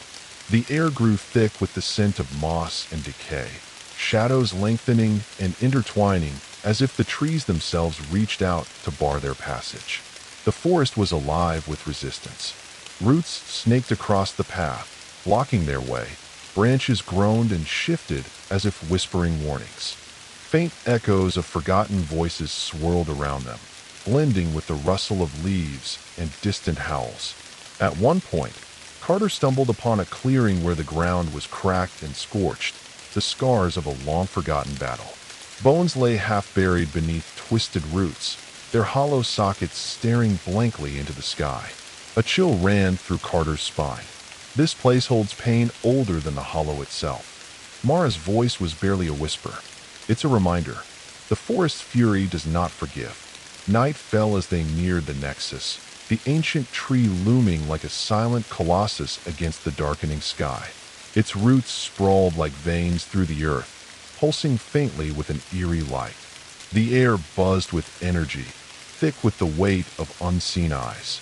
The guardians gathered around them, their forms solidifying into towering figures of bark and leaf, their glowing eyes fixed on the Nexus. Carter gripped the pendant, feeling the power within surge in response to the ancient tree's heartbeat. Suddenly, the earth shuddered violently. A roar tore through the forest, a sound like the breaking of stone and the wailing of the wind. From the shadows emerged a figure cloaked in darkness and sorrow, its form shifting like smoke and flame. The forest's fury, its eyes burned with ancient rage, and its voice was a tempest. You who forget me, who cast me aside, I rise to reclaim what was lost. The hollow is but my herald. The forest shall burn. Carter stepped forward, the book open, his voice rising strong and clear. He wove stories of forgiveness, of remembrance, and of the enduring bond between the forest and its keepers. The pendant blazed with light, casting back the shadow's advance. The guardians raised their voices, a chorus of rustling leaves and cracking bark, lending their power to the weave. The battle was fierce, the air charged with clashing forces of light and dark. Roots writhed and branches lashed, the earth trembling beneath their feet. The forest itself seemed alive, caught in the conflict of ancient wounds and new hope. Carter felt every story, every sacrifice, every whispered memory flow through him like a river of light. Hours passed in a blur of shadow and flame until, with a final surge of will, the forest's fury recoiled, its form unraveling like smoke on the wind. The Nexus pulsed brightly, its heartbeat steady and strong once more. Exhausted but triumphant, Carter and Mara stood among the guardians, the first light of dawn breaking over the horizon, bathing the forest in golden hues. The battle had been won, but the forest's story was far from over. Carter knew the path ahead would be long, fraught with shadows and light intertwined. But with every story told, every memory honored, the forest would endure. The forest was quieter now, but beneath the stillness lay a tension that hummed like a low drumbeat in Carter's chest. The battle with the forest's fury had left scars, not just on the land, but on the very fabric between worlds. The ancient guardians stood sentinel, their watchful eyes glowing softly as they melded back into the trees, roots, and earth, becoming one with the forest once more. Yet Carter knew that the veil separating the living from the lost, the past from the present, had been stretched thin. The echoes of forgotten souls stirred just beyond perception, whispering in voices barely heard. The boundary was fragile, and the hollow, though pushed back, was not defeated. Mara met him at the edge of the Nexus clearing, her face shadowed but resolute. The veil between worlds grows thin. The forest breathes with memories and shadows, but soon, the lost may step through the veil into the world of the living. Carter's fingers tightened around the ancient book. We've kept the hollow at bay, but this is something different. A crossing. If the veil breaks. Mara's voice faltered for a moment. The stories won't be enough. We need a new way to protect the forest and those who live beside it. Their search for answers led them beyond the forest's edge to a forgotten place, the ruins of an old chapel swallowed by the wild. Its stones were cracked and covered with vines, the remnants of stained glass windows shattered and faded. Yet the air thrummed with an energy that pulled at Carter's very soul. Inside, the walls were etched with symbols that spoke of protection, sacrifice, and the delicate balance between life and death. A stone altar stood at the center, cracked but still imbued with quiet power. As night fell, Carter and Mara lit candles around the altar and began to read from the ancient book, weaving stories that spanned generations, tales of love and loss, courage and betrayal, light and shadow. The air shimmered as the veil between worlds began to respond, thin and fragile like a spider's web in the wind. Suddenly, a soft breeze stirred the flames, and shadows flickered at the edges of the room. Figures began to emerge from the darkness, spirits of the forest's lost souls, their forms flickering like candlelight, some reaching out with longing, others with sorrow. Carter held the book tighter, his voice steady as he spoke stories that gave them form and meaning, anchoring them to the memories of the living world. One spirit, a young woman with eyes full of both fear and hope, stepped forward. "We are caught between worlds," she whispered.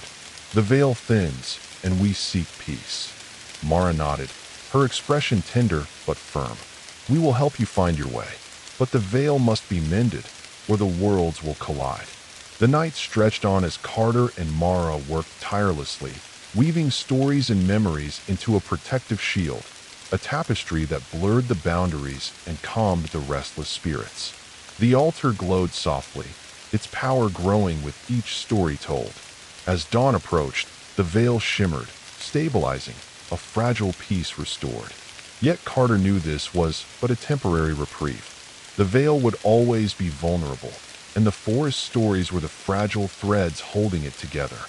He looked to Mara, resolve burning in his eyes. "We are the keepers, but we are also the bridge." Mara smiled softly. "Then we will walk it together." Outside, the forest stirred with new life, the first bird song of morning rising as the sun painted the sky in hues of gold and rose. The veil between worlds was strong, for now. The forest at dawn was a symphony of light and shadow, the rising sun spilling golden hues across moss-draped branches and dewy leaves. Yet beneath the serene beauty lay a tension as palpable as the crisp morning air. The veil had been mended, the restless spirits soothed, at least for the moment, but the cost was etched deep in Carter's bones. He stood near the Nexus tree, the ancient book cradled in his hands, its worn pages heavy with stories both old and new. Each story was a thread in the tapestry that held the forest's fragile balance. But even as he read, he could sense something slipping beyond their control. Mara approached, her expression grave beneath the soft light filtering through the canopy. "The spirits we helped find peace," she began. "They carry memories, wounds that don't heal easily. Some of those shadows are stronger, unwilling to rest." Carter nodded slowly. "I felt it too, a stirring deeper in the woods, beyond even the Guardian's watch." They set out together, following the whispers into the forest's darkest depths. The trees grew denser here, twisted and ancient, their roots gnarled like the fingers of time itself. The air grew heavy with a scent of damp earth and something metallic, sharp and unyielding. As they pushed forward, the shadows thickened, and the forest seemed to shift, warping subtly around them. Faint flickers of movement darted between the trees, shapes too fleeting to be fully seen, but unmistakably alive. Suddenly, a figure stepped into the clearing before them. It was neither fully spirit nor human, its form wavering like smoke caught in a breeze. Eyes burned with cold fire, and its voice was a whisper and a roar all at once. You bind the lost with stories, but some shadows refuse the chains. I am one such shadow, unbound, unbroken, and hungry. Carter tightened his grip on the book, feeling the weight of the ancient stories like armor against the rising threat. Who are you? The figure smiled, a cruel curl that sent shivers down his spine. I was once a guardian, cast aside and forgotten. I feed on rage, on betrayal, on pain buried too deep to heal. The forest's fury was but a spark. I am the wildfire that consumes the roots. Mara stepped forward, her voice calm but firm. You will not consume what we protect. The shadow laughed, a sound like crackling flames. Then prepare for the forest to burn. The ground trembled as the shadow surged forward, tendrils of darkness spilling from its form, twisting like smoke and ash. Carter and Mara braced themselves, the pendant flaring with light as Carter began to speak, weaving stories of forgiveness, of courage, of sacrifice that could heal even the deepest wounds. The shadow recoiled, but its hunger was relentless, clawing at the edges of their weave, testing its strength. Around them, the forest responded, the guardians stirring from their silent watch, roots writhing and branches twisting to shield the keepers.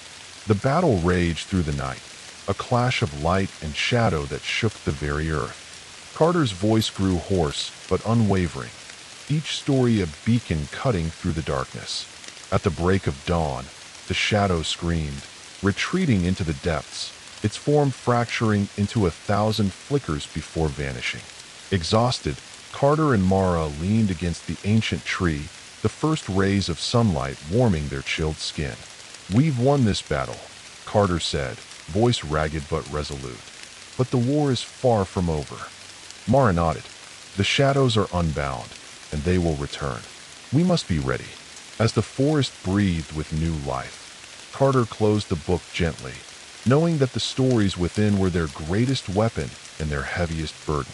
The keepers of the forest's soul, bound by memory, courage, and the endless fight against the darkness. The forest was heavy with silence, but beneath the stillness, a storm brewed. Carter stood alone at the heart of the nexus, the ancient tree towering above him like a guardian of forgotten times. The pendant in his hand burned warm, a steady ember against the cold wind that whispered through the pines. Around him, the forest seemed to hold its breath, as if waiting for what was to come. The battles fought, the stories told, and the sacrifices made had carved deep scars into the forest's soul. The hollow's hunger, the forest's fury, the unbound shadows, all threads woven into a tapestry of darkness and light. And now, at the edge of night and dawn, the final chapter was unfolding. Mara's voice came softly from behind him, steady and unwavering. This is the moment we've prepared for.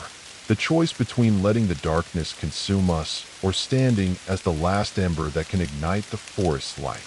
Carter turned, meeting her eyes filled with the same fierce resolve. The stories are more than words now. They're the pulse of the forest, the lifeblood that holds the veil together. But even the strongest light can falter. She stepped beside him, raising the ancient book. Then we burned brighter. Together, they began the final weaving, a ritual older than the forest itself. Carter's voice rose, clear and commanding, as he told the stories of every soul lost and saved, of every battle fought in shadow and flame.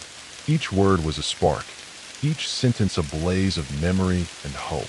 The pendant's light flared, casting dancing shadows on the towering trunks. The ground beneath them trembled as roots writhed, reaching deep into the earth, pulling stories and strength from the forest's core. From the depths, the hollow rose one last time, a vast shadow swirling with rage and despair. Its form flickered like smoke, tendrils stretching toward the glowing light, desperate to snuff out the ember that refused to die. Carter stepped forward, unyielding. "You will not consume this forest." The hollow roared, a sound like the breaking of the earth, but the stories held fast. Mara's voice joined his, a chorus of light against the encroaching dark. The guardians stirred, their bark cracking and leaves shimmering with ancient power. They joined the weave, their strength amplifying the bond between stories and soul. The battle raged through the night, a tempest of shadow and light, hope and fear entwined in an eternal dance. Carter felt every heartbeat, every whispered memory flowing through him, a river of fire and ice. As the first light of dawn broke, the hollow's form began to unravel, its hunger fading like a dying storm. The forest exhaled, its pulse steady and strong. Carter and Mara stood together, the last embers of the ritual glowing softly in their hands. "We are the keepers," Carter said, voice raw but triumphant. "Bound by stories, by memory, by hope." Mara smiled, eyes shining with tears and determination. "And as long as we remember, the forest will never fall." The sun rose higher, bathing the forest in golden light. The shadows retreated, the veil between worlds strengthened by the power of stories told and lives remembered. Carter closed the ancient book gently, its pages filled with the echoes of the past and the promise of the future. The forest was alive, its heart beating steady and true. And in the quiet, among the towering pines and whispering leaves, a single ember burned, small, bright, and eternal.